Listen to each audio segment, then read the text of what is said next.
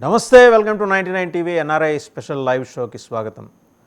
Trump మీద American భారతీయుల్లో ఏమన్నా ఒక ఆందోళన మొదలైందనే చెప్పేసి ఒక సంస్థ సర్వే చేస్తుంది. ఆ సర్వేలో తేలిన అంశం అంటే శాంపుల్ సైజ్ చాలా తక్కువ కావచ్చు, 2600. చాలా కీలక అంశాలు అందులో పొందుపరిచింది. ట్రంప్కి బైడెన్ అడ్మినిస్ట్రేషన్కి మధ్య ఉన్న వ్యత్యాసం ఏంటి, బైడెన్ పట్ల ఎక్కువ భారతీయులు మొగ్గు చూపటం, అంటే అమెరికాలో నివసిస్తున్న భారతీయులు ఎన్ఆర్ఐలు ఎక్కువ మొగ్గు చూపినట్టు కనిపిస్తుందని చెప్పేసి ఆ సంస్థ మెన్షన్ చేసింది. Carnegie endowment for international peace and you governance ఇది అక్టోబర్ 2024లో ఈ సర్వే నిర్వహించింది. దాని అవుట్కమ్ ఈ మధ్యకాలంలో రిలీజ్ చేశారు. దీంతో పాటు జనసేనాని ప్లీనరీ నిర్వహించిన తీరు మీద అమెరికన్లో ఎన్ఆర్ఐల్లో ప్రత్యేకించి అమెరికన్లో ఎక్కువ ఆసక్తి. ఎందుకంటే ఎక్కువ మంది తెలుగువారు నివసిస్తున్న యుఎస్ఏలో పవన్ రాజకీయ ప్రస్థానం మీద ఖచ్చితంగా ఆసక్తి నెలకొంది. చాలా కీన్గా వాచ్ చేశారు. వాళ్ళందరూ ఏమనుకుంటున్నారు, ఈ రెండు అంశాల మీద సమగ్రంగా చర్చించడానికి మనతో ఉన్నారు ప్రసాద్ కూనిశెట్టి గారు. నమస్తే అండి ప్రసాద్ గారు.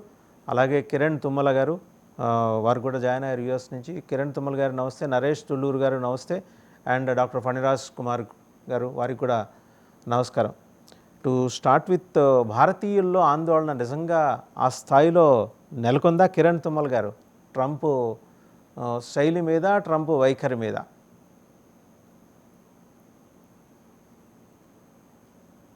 కిరణ్ గారు మీరు మ్యూట్లో ఉన్నారు, అన్మ్యూట్ చేసుకోండి.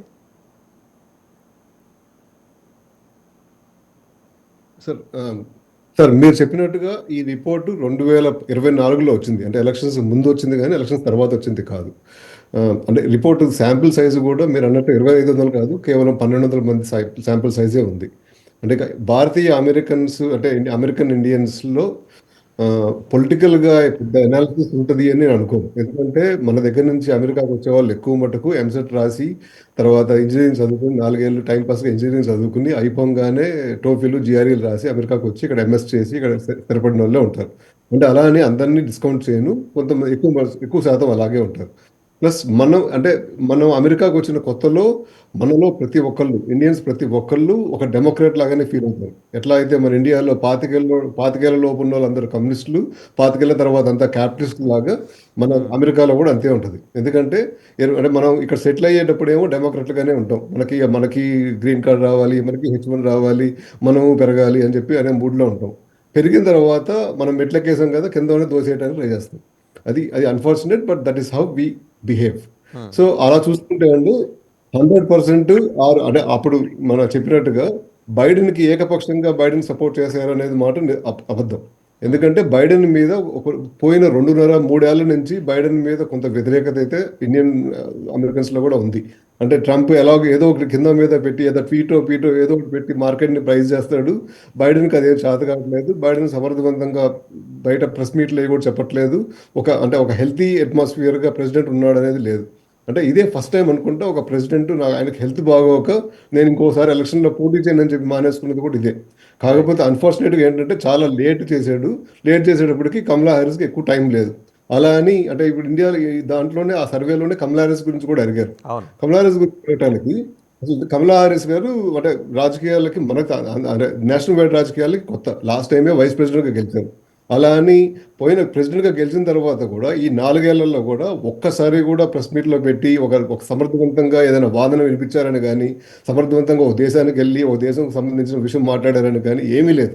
అంటే ఆమె ప్రొఫైల్లో ఒక రకమైన వీక్నెస్ ఉంది. ఇండియన్ కమ్యూనిటీలోనే ఎక్కువ మటుకు ఎలక్షన్స్ ముందర మీరు అడిగితే ఎక్కువ మటుకు సార్ కమలా హ్యారిస్కి ఇచ్చారు, కానీ ఆమెకు ఇవ్వకుండా కొంచెం టైం తీసుకుని మిషేల్ ఒబామాకో ఇట్లా ఇస్తే ఈజీగా ఉండేది అనే థాట్ ప్రాసెస్ ఎక్కువ ఉంది.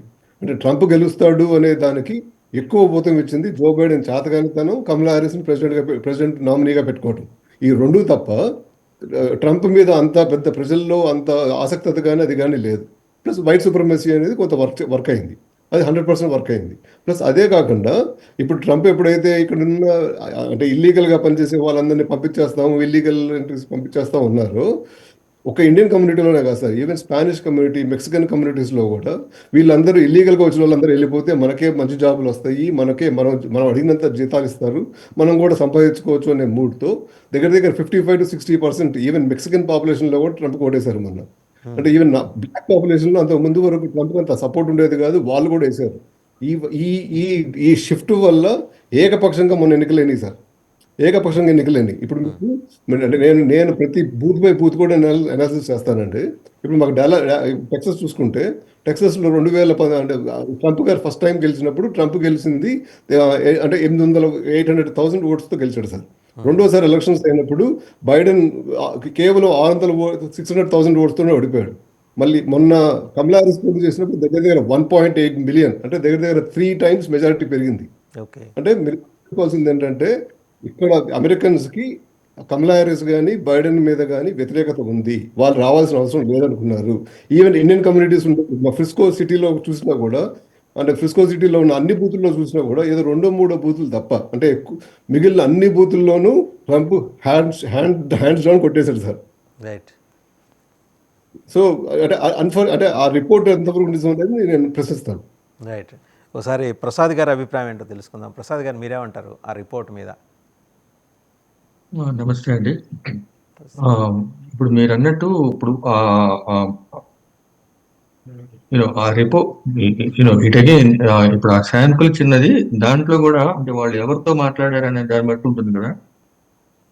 కొత్తగా వచ్చిన వాళ్ళకి ఇక్కడ అమెరికన్ పాలిటిక్స్ పెద్దగా ఇప్పుడు కిరణ్ గారు చెప్పినట్టు ఇప్పుడు మన ఇంజనీరింగ్ చదివించిన బ్యాక్గ్రౌండ్ వాళ్ళకి ఎక్కువ ఈ పొలిటికల్ అవగాహన ఉండదు. అంటే చుట్టూ ఎవరు ఏమనుకుంటున్నారంటే ఆ దీంట్లో ఉంటారు ఆటోమేటిక్ గా. ఓకే.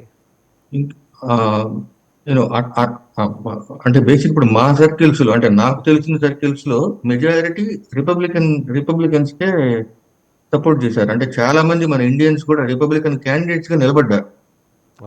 రిపబ్లికన్ అభ్యర్థులుగా, అంటే రిపబ్లికన్ అభ్యర్థులుగా స్టేట్ లెవెల్లో, కౌంటీ లెవెల్లో, అంటే టౌన్స్ లెవెల్లో రిపబ్లికన్ పార్టీ అభ్యర్థులుగా మన తెలుగు వాళ్ళే చాలా చోట్ల కంటెస్ట్ చేశారు. వీళ్ళు ఏమనుకున్నారంటే ఇప్పుడు అగైన్ అంటే ఇప్పుడు ఇట్లా ఇప్పుడు మన ఇండియా నుంచి వచ్చిన వాళ్ళు మెజారిటీ H1 వీసా మీద వచ్చారు. ఈ గత 20-30 ఏళ్లలో వచ్చిన మెజారిటీ H1 వీసా మీద వచ్చారు. H1 వీసా మీద వచ్చిన తర్వాత అంటే ఇప్పుడు మనం ట్యాక్సులు కడతా, ఇప్పుడు 15 ఏళ్ళు అంటే ఇప్పుడు 10-15 ఏళ్ల పాటు వెయిట్ చేసి, గ్రీన్ కార్డుల కోసం వెయిట్ చేసి మనం ట్యాక్సులు కట్టి ఎంత కష్టపడతా ఉన్నాం మనం. అదే ఇల్లీగల్ గా వచ్చిన వాళ్ళకి అసలు అంటే వాళ్ళు ట్యాక్స్ కట్టే పని లేదు, అసలు ఏమీ, అంటే అసలు ఏ ఇది లేకుండా వాళ్ళు క్యాష్ సంపాదిస్తున్నారు, డబ్బులు సంపాదిస్తున్నారు వాళ్ళు. ట్రంప్ వస్తే ఇప్పుడు వాళ్ళని అది కట్టేలు చేసి, అంటే ఇప్పుడు మన ట్యాక్స్ డబ్బులు వాళ్ళకి పంచి పెడుతున్నారు, ఇప్పుడు మనకి ట్యాక్సులు పెరుగుతా ఉన్నాయి అనే ఉద్దేశంతో ఇండియన్స్ చాలా మంది యాక్చువల్గా ట్రంప్ ఓటేశారు. అయితే అగైన్ ఇప్పుడు జనరల్ గా ఇప్పుడు కొత్తగా వచ్చిన వాళ్ళందరూ, అమెరికా వచ్చిన వాళ్ళంతా డెమోక్రటిక్ పార్టీ, అది అంటే మన ఇండియన్ కమ్యూనిటీ అనే కాదు, జనరల్ గా కొత్తగా వచ్చిన ఇమిగ్రెంట్స్ అందరూ డెమోక్రటిక్ పార్టీకి అనుకూలంగా ఉంటారనేది ఒక ఇది. కానీ ఈ మధ్య కాలంలో ఇది కూడా చేంజ్ అయింది. అది నాకు తెలిసి మన ఇండియన్ కమ్యూనిటీ నుంచి మనకి అంటే క్యాండిడేట్స్ 2 పార్టీల్లో ఉంటున్నారు. మన ఇండియన్ ఓటర్లు కూడా ఎలా ఓటేస్తారంటే, ఇండియన్ ఓటర్లు అందరూ అంటే సెకండ్ జనరేషన్ పిల్లలు డిఫరెంట్. ఫస్ట్ జనరేషన్ వాళ్ళందరూ ఓటింగ్ సరళి ఎలా ఉంటుందంటే, మన వాళ్ళకి ఏ పార్టీ అనేది అనవసరం. అక్కడ అంటే ఇప్పుడు అభ్యర్థి రిపబ్లికన్ అభ్యర్థి అయినా, డెమోక్రటిక్ పార్టీ అభ్యర్థి అయినా, మన ఇండియన్ అయితే కనుక వాడికి ఓటేసేస్తారు. రైట్. పార్టీతో సంబంధం లేకుండా మనోడు అనే ఇది ఎక్కువ ఉంటుంది తప్ప పార్టీ సెకండరీ. ఇప్పుడు మన ఈ పొలిటికల్ ఇండియన్, ఇప్పుడు మన ఇండియన్ ఆర్గనైజేషన్ ఏ మీటింగ్ జరిగినా కూడా మొన్న మధ్య ఒక చాలా విచిత్రమైన సంఘటన జరిగింది. ఇప్పుడు మన న్యూజెర్సీలో ఒక తెలుగు కార్యక్రమానికి మేము 2 పార్టీల తరపు నుంచి మన తెలుగు వాళ్ళే ఉన్నాం. మన తెలుగు వాళ్ళిద్దరిని వాళ్ళని ఇన్వైట్ చేశాం. వాళ్ళిద్దరూ స్టేజ్ మీద వచ్చి మాట్లాడారు. వాళ్ళని నేను ఫోటో తీశాను. ఇద్దరు పక్కనే ఉన్నాయి. అంటే నేను ఫోటో తీసేటప్పుడు వాళ్ళకి అర్థం కాల, అంటే ఫోటో తీయించుకున్నారు. తర్వాత ఇమ్మీడియట్ గా 2 నిమిషాల్లో నా దగ్గరికి ఎవరినో పంపించి నన్ను వెనక్కి పిలిపించుకున్నారు. ఏం చెప్పారంటే వాళ్ళిద్దరూ, "ఈ ఫోటోని మాత్రం పొరపాటున కూడా బయట పెట్టబాకండి. చాలా గొడవలయిపోతాయి. ఎలక్షన్‌కి చాలా దగ్గరగా ఉన్నాము. ఇప్పుడు మీరు అవతల పార్టీ వాళ్ళతో కుమ్మక్కయిపోయారని" చెప్పి నన్ను మన మీద ఆరోపణలొచ్చేస్తే అందుకని ఈ ఫోటో పొరపాటున కూడా బయటకి తీసుకురావద్దని చెప్పి నేను ఆళ్ళకి అష్యూర్ చేసి, ఇదేం బయట పెట్టే యూనో ఐ ఐ ఆహ్, ఆహ్, ఆహ్, you know I'm a senior journalist. నేను నేను ఇప్పుడు ఆ విషయాలు నాకు తెలుసని చెప్పి వాళ్ళకి నచ్చజెప్పి ఆ ఫోటో ఉంచుకున్నాను నేను. తర్వాత ఎప్పుడైనా ఫ్యూచర్‌లో ఉపయోగపడుతుంది. అలా అంత ఆహ్, అంటే మన ఇండియన్ కమ్యూనిటీకి దగ్గరకొచ్చేసరికి మన వాళ్ళు అనే ఫీలింగే ఉంటుంది తప్ప రైట్. ఆ రిపబ్లికా పార్టీ డెమోక్రాటా అనేది సిద్ధాంతాలనేది మనకు అనవసరం. అది పరిగణలోకి తీసుకోరంటారు. ఉమ్, తీసుకోరు. తీసుకోరు. మీరు ఆ ఓటు అంటే ఇప్పుడు ఈ సర్వేలో వచ్చింది అదంతా, ఇప్పుడు వాళ్ళు మాట్లాడిన వాళ్ళకి డెమోక్రాటిక్ పార్టీ అభ్యర్థులు ఎక్కువగా ఉన్నారనుకోండి. డెమోక్రాటిక్ పార్టీ అభ్యర్థులు ఉన్న చోట ఉన్న వాళ్ళైతే ఆటోమేటిక్ గా ఆ బట్ పార్టీ శాంపుల్ అభ్యర్థికి సైజు చెప్పుకుంటారు. చాలా చిన్నది కదా ప్రసాద్ గారు, వాళ్ళు తీసుకుంది దాన్ని అంత పెద్ద పాపులేషన్లో 2600 ఆ! అనేది ఆ క్రైటీరియా ఏంటనేది కూడా అది డిస్క్లోజ్ చేయాలి ఆ సంస్థ. వాళ్ళు పారామీటర్స్ అంటే ఏవో అది చాలా చెప్పారు కానీ ర్యాండమ్‌గా ర్యాండమ్గా తీస్తారండి ఈ తీసుకున్నారు. సర్వేస్. నాట్ స్పెసిఫిక్ యాక్చువల్‌గా అని ఇది చాలా తెలుస్తుంది. ఆ! చాలా సైంటిఫిక్ గానే చేస్తారు ఈ సర్వేస్. కాకపోతే ఏందంటే మన ఇండియన్స్ ఆ సర్వేలకి కరెక్ట్‌గా, అంటే అంతే, అంటే వాళ్ళెంత సైంటిఫిక్‌గా సర్వేలు చేస్తారో ఆ ప్రశ్నలు అవన్నీ, అంత సైంటిఫిక్‌గా అంటే ఆన్సర్ చేసే వాళ్ళకి కూడా అంత నాలెడ్జ్ లేకపోతే సర్వే రిజల్ట్స్ అట్లా రావు. అలాగే రావు. అదే. ఒకసారి నరేష్ తుల్లూరు గారు ఏమంటారో చూద్దాం. నరేష్ తుల్లూరు గారు చూశారు కదా ప్రసాద్ గారు, ఈ హ్యాడ్ ఏ డిఫరెంట్ ఎక్స్పీరియన్స్ అని చెప్పారు. సహజం అది. అంటే Yeah, yeah. ఇక్కడైనా అంటే రాజకీయాలు అనేసరికి దేశాలతో సంబంధం లేకుండా, ప్రాంతాలు భాషలుతో సంబంధం లేకుండా అలాగే ఉంటుంది. ఎక్కడో రేర్గా మనం చూస్తాం. మనం మధ్యప్రదేశ్లో చూస్తాం. శివరాజ్ సింగ్ చౌహాన్ గారు, ఆ, కమలానాథ్ గారు ఆయన సీఎం అయినప్పుడు ఈయన కూడా వెళ్ళి పక్కన కూర్చొని మాట్లాడి సౌహార్దపూర్వకంగా. కోర్స్ కొన్ని రోజుల్లోనే మళ్ళీ ఆయన దింపేసి ఈయన వచ్చారనుకోండి, అది వేరే విషయం. బట్ రేర్ ఇలాంటి సంఘటనలు. ఏమంటారు? కరెక్ట్. అంటే ప్రసాద్ గారు చెప్పింది 100% నేను ఏకీభవిస్తాను. కిరణ్ గారు కూడా చెప్పినట్టు.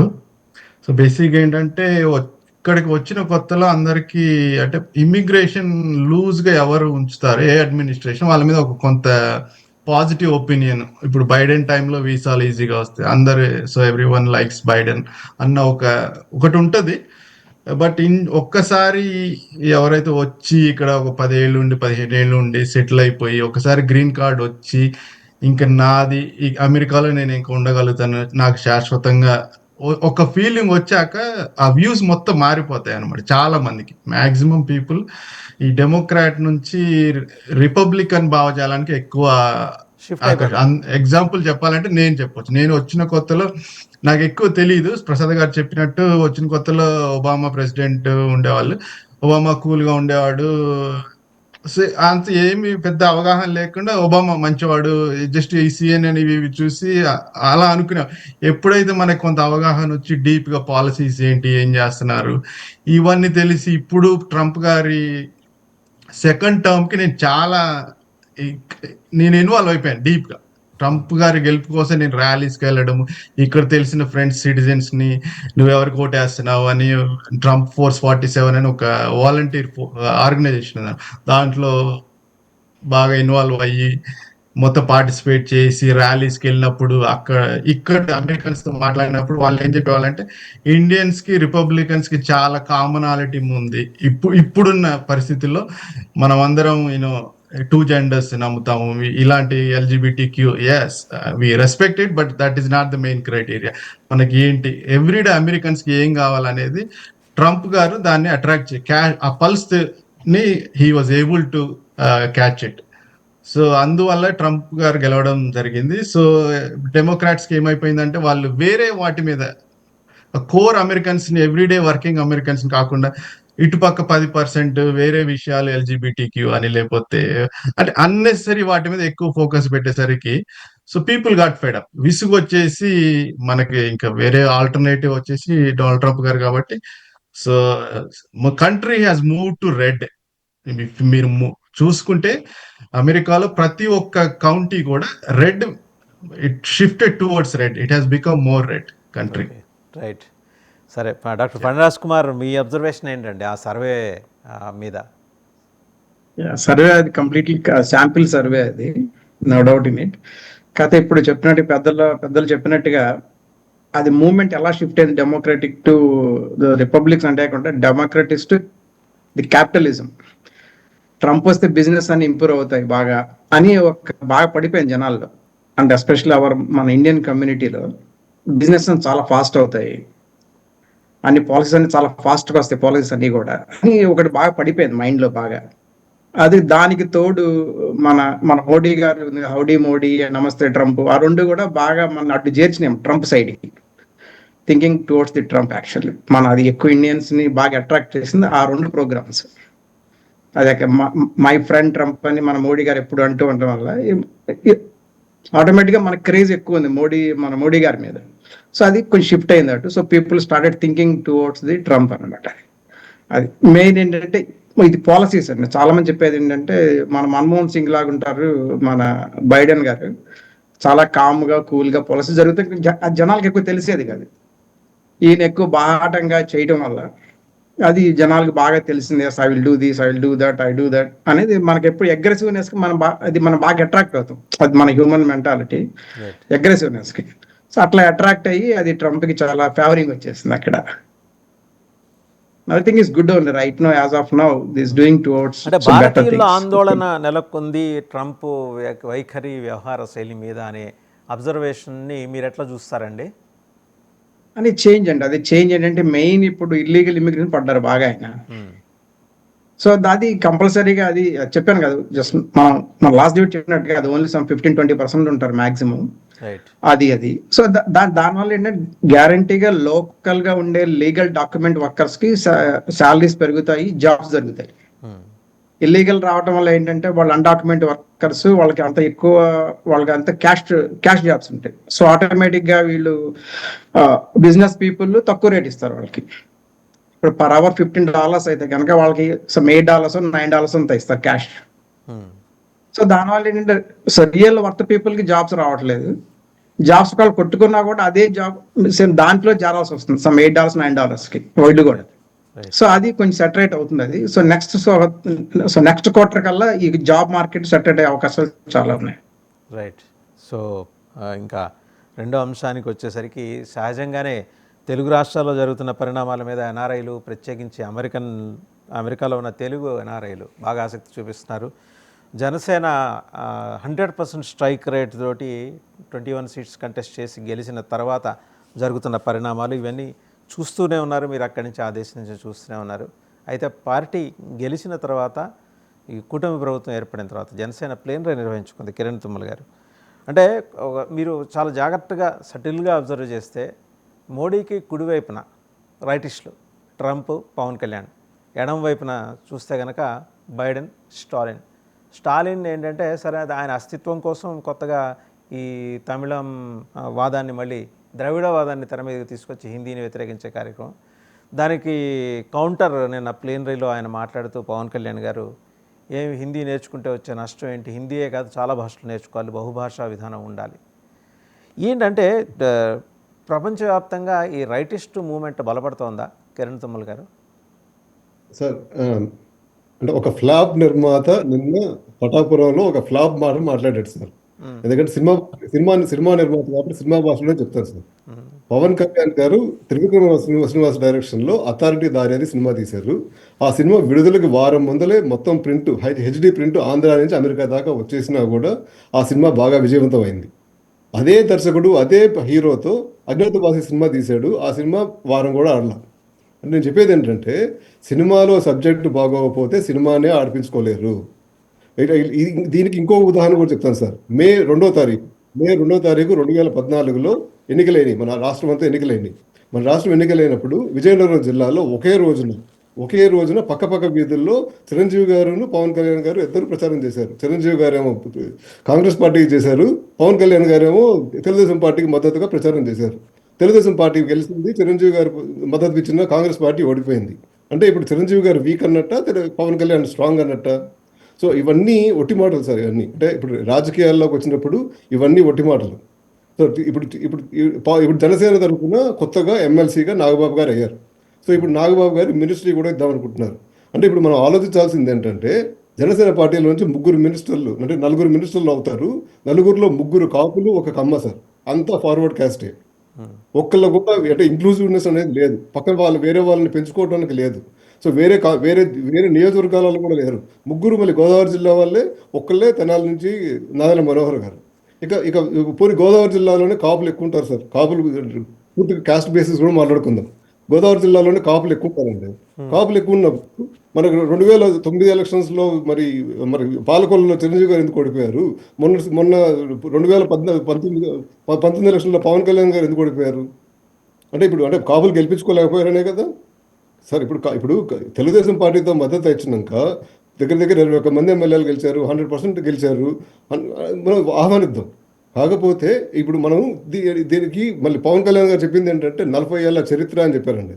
40 ఏళ్ళ చరిత్రలో మన తెలుగు ప్రజలు ఎప్పుడు వన్ సైడ్గానే ఓటేస్తారు సార్. రెండు సైడ్లుగా ఎప్పుడు ఓటేయరు. ఎప్పుడో చిన్న చిన్న కన్ఫ్యూజన్స్లో మధ్యలో వేస్తారేమో కానీ ఎక్కువ మటుకు వన్ సైడ్ ఎలక్షన్స్ అవుతాయి సార్.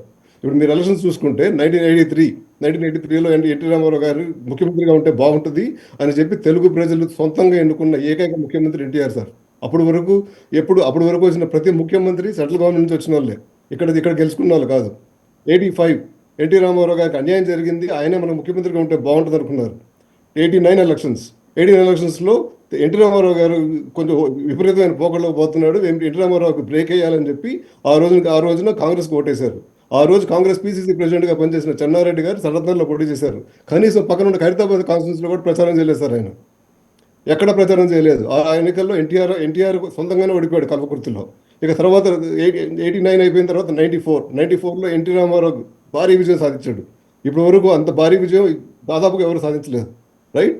తర్వాత 99 చంద్రబాబు నాయుడు గారు మళ్ళీ ముఖ్యమంత్రిగా ఉంటే రాష్ట్రం బాగుపడుతుంది అనుకున్నారు ప్రజలు. చంద్రబాబు నాయుడు ఓటేశారు.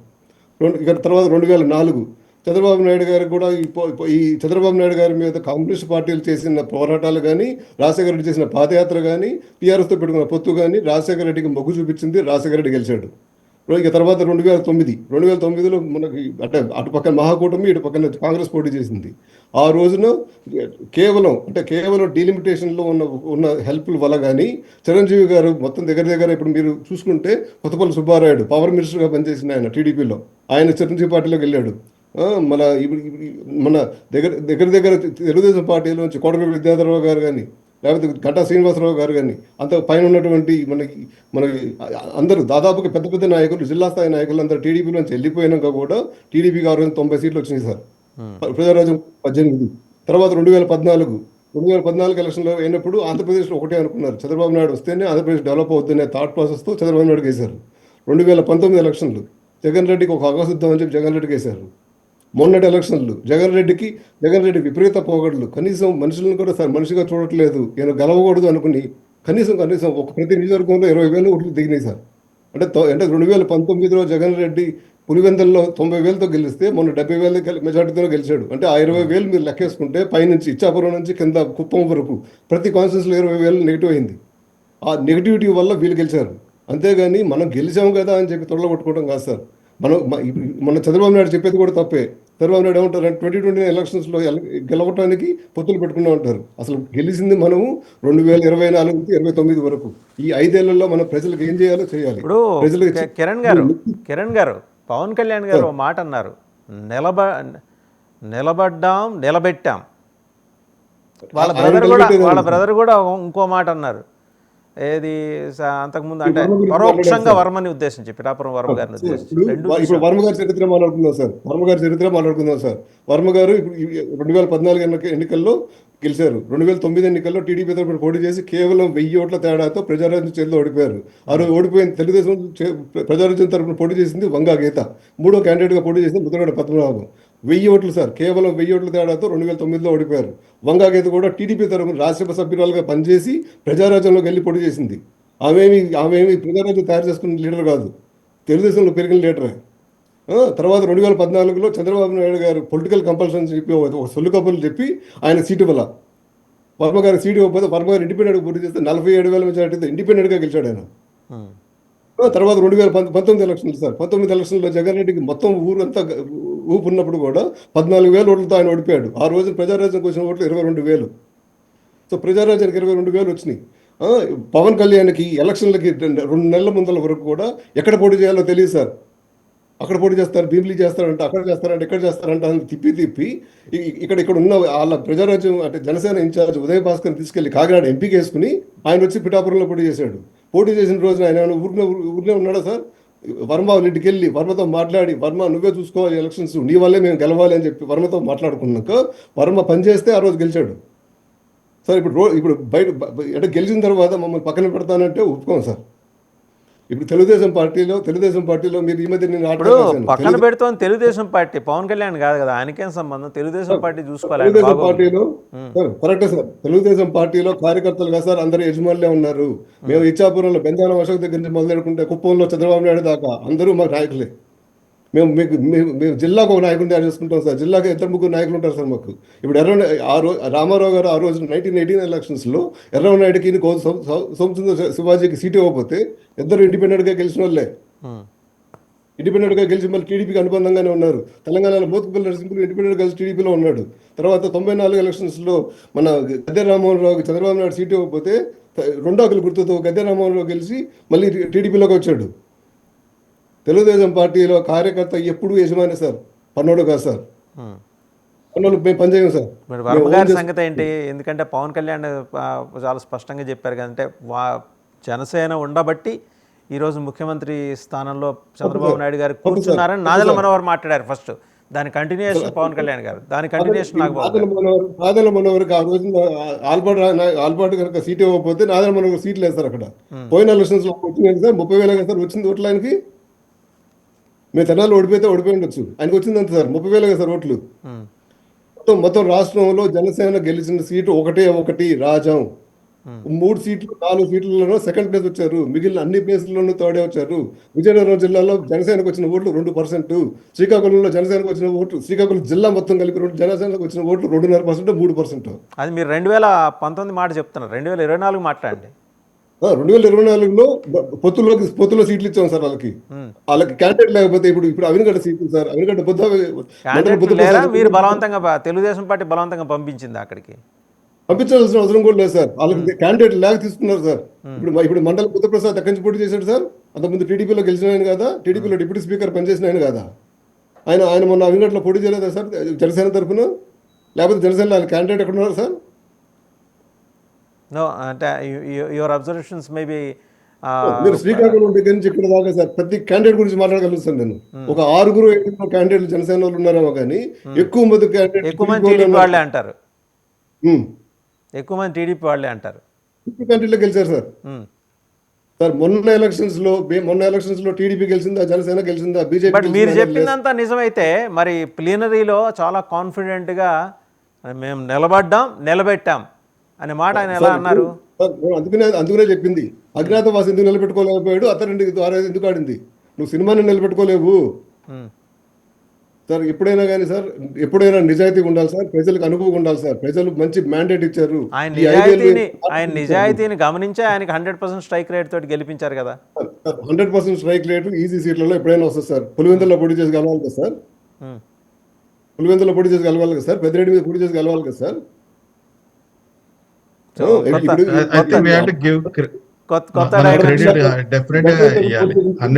స్ట్రైక్ రేట్ ఆ credit compulsory. It doesn't matter ఎక్కడ గెలిచామా లేదా, 100% you have to give credit. There is no denying it. Details తెలియదు. నేను క్రెడిట్ ఇవ్వడానికి ఎక్కడ వెనకబడలేదన్నా, నేను క్రెడిట్ ఇస్తాను. కానీ సభాముఖంగా ఒక ప్లీనరీ సభ పెట్టుకుని మా వల్ల ఈ 40 ఏళ్ళ పార్టీ గెలిచిందంటే ఒప్పుకోను.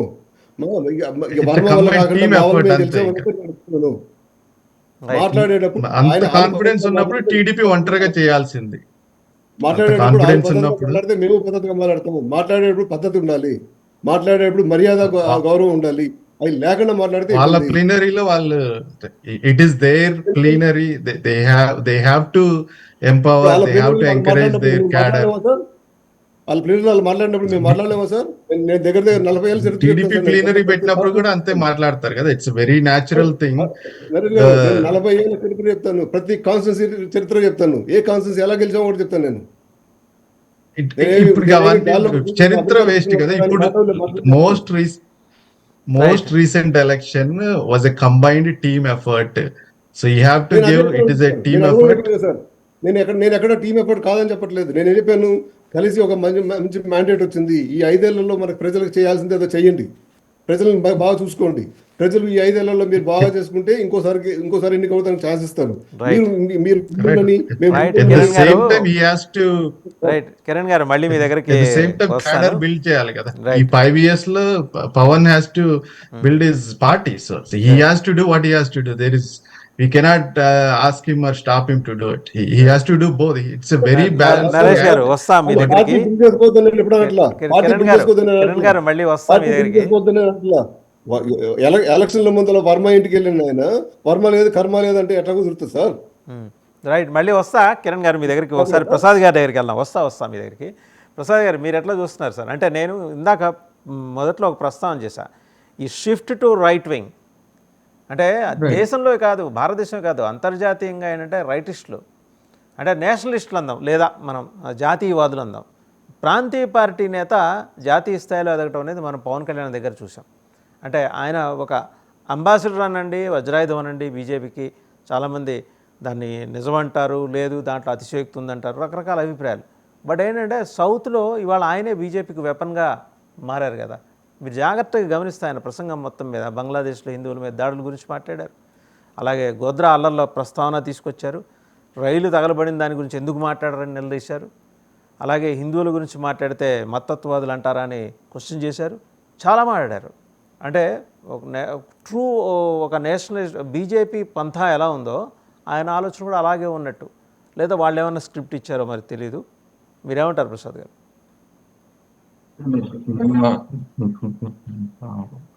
నా ఒపీనియన్ అయితే, నా అభిప్రాయం అయితే, Pawan Kalyan is completely driven by BJP. ఆయన స్ట్రాటజీ అంతా ఇప్పుడు ఆయన పవన్ కళ్యాణ్ గారు వెనక ఉండి ఆయన నడిపిస్తుంది మొత్తం బీజేపీని. అది నేను 100% నేను పర్సనల్ గా నేను నమ్మేది.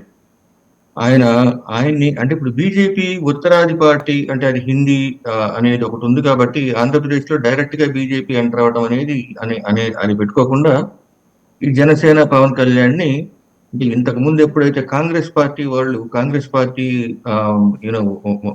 వైఎస్ఆర్ గారి టైంలో అన్నయ్య చిరంజీవి గారిని ఎట్లాగైతే వాళ్ళు తీసుకొచ్చి ప్రజారాజ్యం అని పెట్టారో అదే విధంగా వీళ్ళు ఇప్పుడు జనసేన కొత్త షేపులో బీజేపీ వాళ్ళు యూజ్ చేసుకుంటున్నారు. తెలుగుదేశం చంద్రబాబు నాయుడు గారు చేసిన రకరకాల ప్రయత్నాలు ఇప్పుడు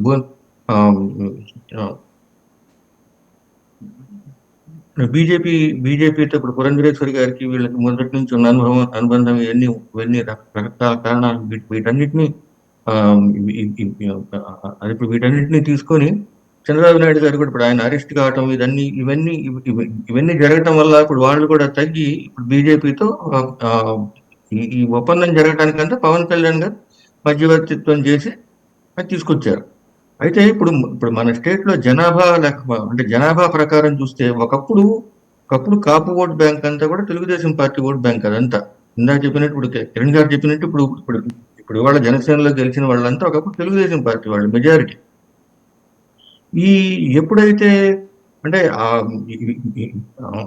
ఎన్టీ రామారావు గారు తెలుగుదేశం పార్టీ పెట్టే వరకు కాపులకి అంటే ఇప్పుడు ఇట్లా సీట్లు ఇచ్చి ఇప్పుడు ఇప్పుడు మా బాపట్ల కాన్స్టిట్యున్సీలో కుమారెడ్డి వెంకటేశ్వర గారు కాపు, ఆయనకి తెలుగుదేశం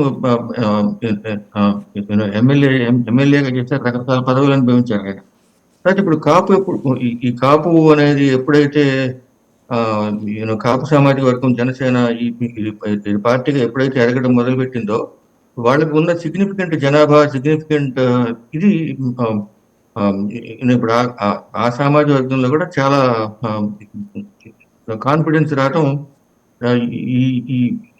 ఇప్పుడు ఈ కాన్ఫిడెన్స్ ఒక్కొక్కసారి ఓవర్ కాన్ఫిడెన్స్ గా అంటే ఇప్పుడు నిన్న పవన్ కళ్యాణ్ గారు మాట్లాడిన మాటలు అంటే పొత్తు ధర్మంగా ఏంటంటే ఆయన అలా అంటే మేము తెలుగుదేశాన్ని నిలబెట్టాము అనే మాట వాడకుండా ఉండాల్సింది, బట్ యూజ్డ్ ఇట్. అయితే అది కావాలనే అంటే ఇప్పుడు వాళ్ళ పార్టీని బలోపేతం చేసుకోవడం కాదు, తెలుగుదేశం పార్టీ మీద అంటే ఈవెన్చువల్ గా బీజేపీ కంట్రోల్ తెచ్చేసుకోవాలని చెప్పి అని చెప్పి ప్రయత్నం చేస్తుందని ఇప్పుడు మనం వింటున్నది అదంతా నిజమైన నా అభిప్రాయం.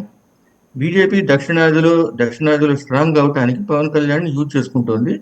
వాళ్ళు ఏం చేస్తున్నారంటే నెమ్మదిగా కంట్రోల్ తెచ్చుకునే పని చేస్తున్నారు. చాలా చాలా చాలా స్ట్రాటజిక్ గా, అంటే ఒకటేసారి తెలుగుదేశాన్ని ఇది చేస్తే మళ్ళీ చాలా చాలా ప్రాబ్లం వచ్చేస్తుంది. ఇప్పుడు తెలుగుదేశం ఇక్కడ చాలా స్ట్రాంగ్ పార్టీ. అలాగే ఇప్పుడు జగన్ ఆయన ఓట్ బ్యాంకు ఆయనకు స్ట్రాంగ్ గా ఉంది. ఇప్పుడు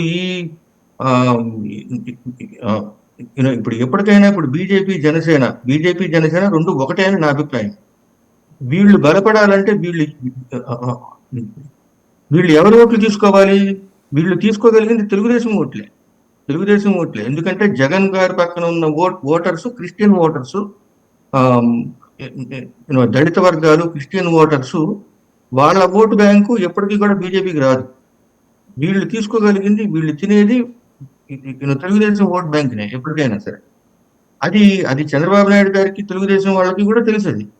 కానీ ఇది ఇక్కడ అలాగని ఇప్పుడు వీళ్ళిద్దరు కలవకపోతే జగన్ ఓడించలేదు. సో ఇది ఒక బలవంత పెళ్లి లాంటిది. ఇద్దరికీ తెలుసు, కానీ కలిసి ఉండక తప్పదు. ఈ గొడవలు ఎప్పుడు జరుగుతూనే ఉంటాయి, మళ్ళీ కలిసిపోతారు మళ్ళీ. ఎందుకంటే ఇప్పుడు మళ్ళీ పై లెవెల్లో మళ్ళీ ఒప్పందాలు జరుగుతాయి. కార్యకర్తల లెవెల్లో విపరీతమైన ఉద్రేకం వచ్చేస్తుంది. ఇప్పుడు సోషల్ మీడియా, ఇప్పుడు నిన్నటి నుంచి సోషల్ మీడియాలో ఎనార్మస్ ఇది ఒకటి ఉంది. సో ఇది మీరు చూసే ఉంటారు ప్రసాద్ గారు, చాలా ఒకటి ఎక్కువగా ట్రోల్ అవుతోంది ఒక ప్రోవర్బ్. ఒక బండి కింద నడిచే, చక్రాల బండి కింద నడిచే కుక్క బండిని తానే నడిపిస్తున్నట్టు ఫీల్ అవుతుంది అని చాలా, అంటే అగ్రెసివ్ కామెంట్సే పెట్టారు నాగబాబు. చాలా అగ్రెసివ్ కామెంట్స్.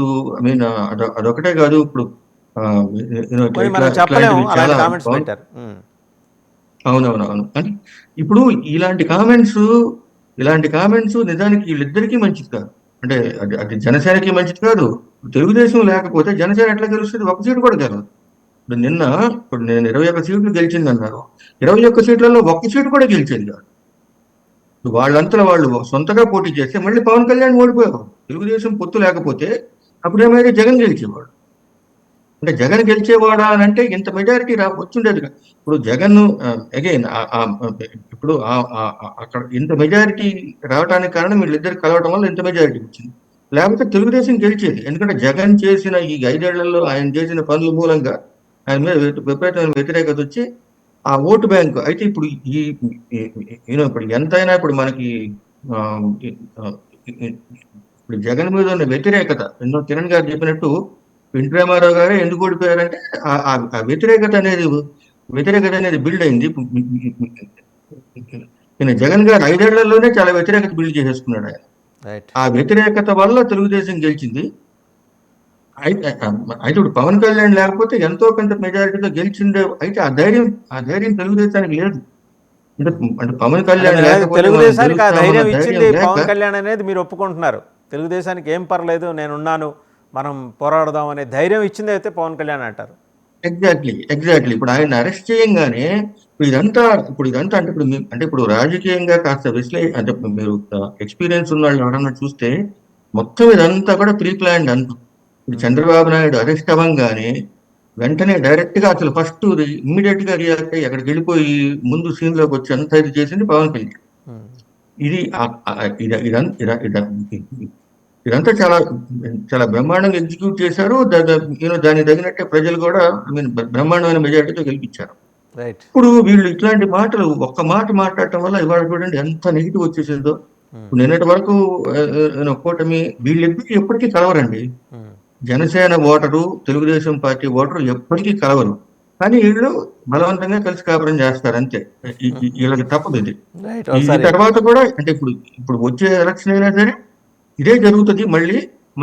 కాకపోతే ఐ మీన్ ఈ నెంబర్ ఆఫ్ సీట్స్ ఇట్లాంటివన్నీ కొంచెం చేంజ్ అవుతాయి. ఇప్పుడు ఒకసారి మీరు అడిగిన ఈ రెండో ప్రశ్న, అంటే ఓవరాల్ గా రైటిస్ట్ ఇంటర్నేషనల్ గా ఇండియాలోను మిగతా దేశాల్లో ఎందుకు రైట్ వైపు మొగ్గు చూపుతున్నారంటే ఇప్పుడు ఇవాళ కాస్ట్ ఆఫ్ లివింగ్ పెరిగిపోయింది. ఇప్పుడు మన ఇండియా తీసుకుందాము. కాస్ట్ ఆఫ్ లివింగ్ బాగా పెరిగిపోయింది. ఇంతకుముందు ఇప్పుడు విలేజెస్ లో ఉన్నప్పుడు ఎంతున్నా డబ్బులు సరిపోయాయి. పెద్ద పెద్ద ఎక్కువ పెద్ద ఎక్కువ ఖర్చు అయ్యేది కాదు. ఆ, ఇప్పుడు అర్బనైజేషన్ పెరిగిపోయి కాస్ట్ ఆఫ్ లివింగ్ పెరిగిపోయింది. ఫ్రీగా కొంతమందికి, అంటే కొన్ని వర్గాల వాళ్ళకి ఫ్రీగా ఇవ్వటము, ఉచితంగా ఇవ్వటము, ఆ, అట్లాగే ఇప్పుడు కొన్ని వర్గాల, అంటే ఈ లెఫ్ట్ మైండ్ సెట్ అంతా చేసింది ఏంటి అంటే ఉచితంగా ఇవ్వటము, తర్వాత రిజర్వేషన్స్, ఇలాంటి ఆ, ఇలా ఇట్లాంటి వాటన్నిటి మీద మెజారిటీ వర్గం ప్రజలు, అంటే ఇండియాలో చూసుకుంటే హిందూస్, ఇక్కడ యుఎస్ లో చూసుకుంటే క్రిస్టియన్స్, అంటే వాళ్ళు అంటే వాళ్ళ విపరీతంగా అసహనం పెరిగిపోయి ఆ అసహనం ఇలా ఇట్లా ఈ రకంగా బయటపడుతుంది. అయితే మన స్టేట్ కి వచ్చేసరికి బీజేపీ అంటే ఇప్పుడు బీజేపీకి ఇక్కడ మన ఈ దక్షిణాది రాష్ట్రాల్లో అంత ఇది లేదు కాబట్టి ఇక్కడ మన స్టేట్ లో తెలుగుదేశం, ఆంధ్రప్రదేశ్కి వచ్చేసరికి ఆంధ్రప్రదేశ్లో మనం ముఖ్యంగా చూసుకుంటే ఈ సామాజిక అంటే ఈ మతం ఇట్లా చూసుకుంటే కనుక ఐ మీన్ మన కన్వర్టెడ్ క్రిస్టియన్ పాపులేషన్ చాలా ఎక్కువ. రెడ్డి సామాజిక వర్గం ఆ రెండు జగన్ పార్టీతో, మిగిలిన హిందూ ఓటర్స్ అంతా తెలుగుదేశంతో ఇటు ఇటు ఇటు ఉన్నారు కాబట్టి బీజేపీ వాళ్ళతో యూనో కూటమిగా ఏర్పడి ఇది చేసుకున్నారు. ఇప్పుడు దాన్ని ఇంకొంచెం రెచ్చగొట్టి పవన్ కళ్యాణ్ స్ట్రాటజీ ఏంటంటే దాన్ని ఇంకొంచెం రెచ్చగొట్టి నెమ్మదిగా బీజేపీ జనసేన కూటమి, ఇప్పుడు ఆ రెండు నిజానికి ఒకటే పార్టీ. దాంట్లోకి ఎక్కువ అంటే మందిని అదర్వే రౌండ్ లాగేస్తారు. మీరు చెప్పాలనుకున్నది హిందూ ఓటుని కన్సాలిడేట్ చేసే ప్రయత్నం పవన్ కళ్యాణ్ గారు చేస్తున్నారు, అంతేనా? Exactly correct correct right. అదే ఒకసారి ఇప్పుడు యుఎస్ లో జరిగింది. ఇక్కడ ఒక చిన్న మొక్క చెప్తాను, అది ఎంతవరకు వచ్చిందంటే, ఇందాక కిరణ్ గారు అన్నారు LGBTQ. ఇప్పుడు ఇప్పుడు ఎవరికి అంటే వాళ్ళని చిన్న చూపు చూడమని ఎవరు చెప్పరు. అంటే ఇప్పుడు మన హిజ్రాస్ ని ఇప్పుడు వైద్య అంటే ఇప్పుడు బై బర్త్ కొంతమంది ఆడామగా కాకుండా పుట్టిన వాళ్ళని థర్డ్ జెండర్స్. థర్డ్ జెండర్ ని తక్కువగా చూడమని చెప్పి ఎవరు చెప్పరు. అయితే దాన్ని ఇంకా అంటే టూ మచ్ చేసేసి ఇప్పుడు అంటే థర్డ్ జెండరే కాకుండా ఇప్పుడు ఆడవాళ్ళు పెళ్లి చేసుకోవడం, మగవాళ్ళు పెళ్లి చేసుకోవడం, ఇలాంటి కాన్సెప్ట్ని చట్టబద్ధం చేసి ప్రోత్సహించడం అనేది మెజారిటీ ప్రజలకి అసలు ఏమాత్రం మింగుడు పడకుండా తయారైంది. ఇప్పుడు ఇక్కడ అమెరికాలో ఇప్పుడు మా తెలుగు కమ్యూనిటీ, ఇప్పుడు మా పిల్లల్లో, ఇప్పుడు మా ఫ్రెండ్ సర్కిల్లో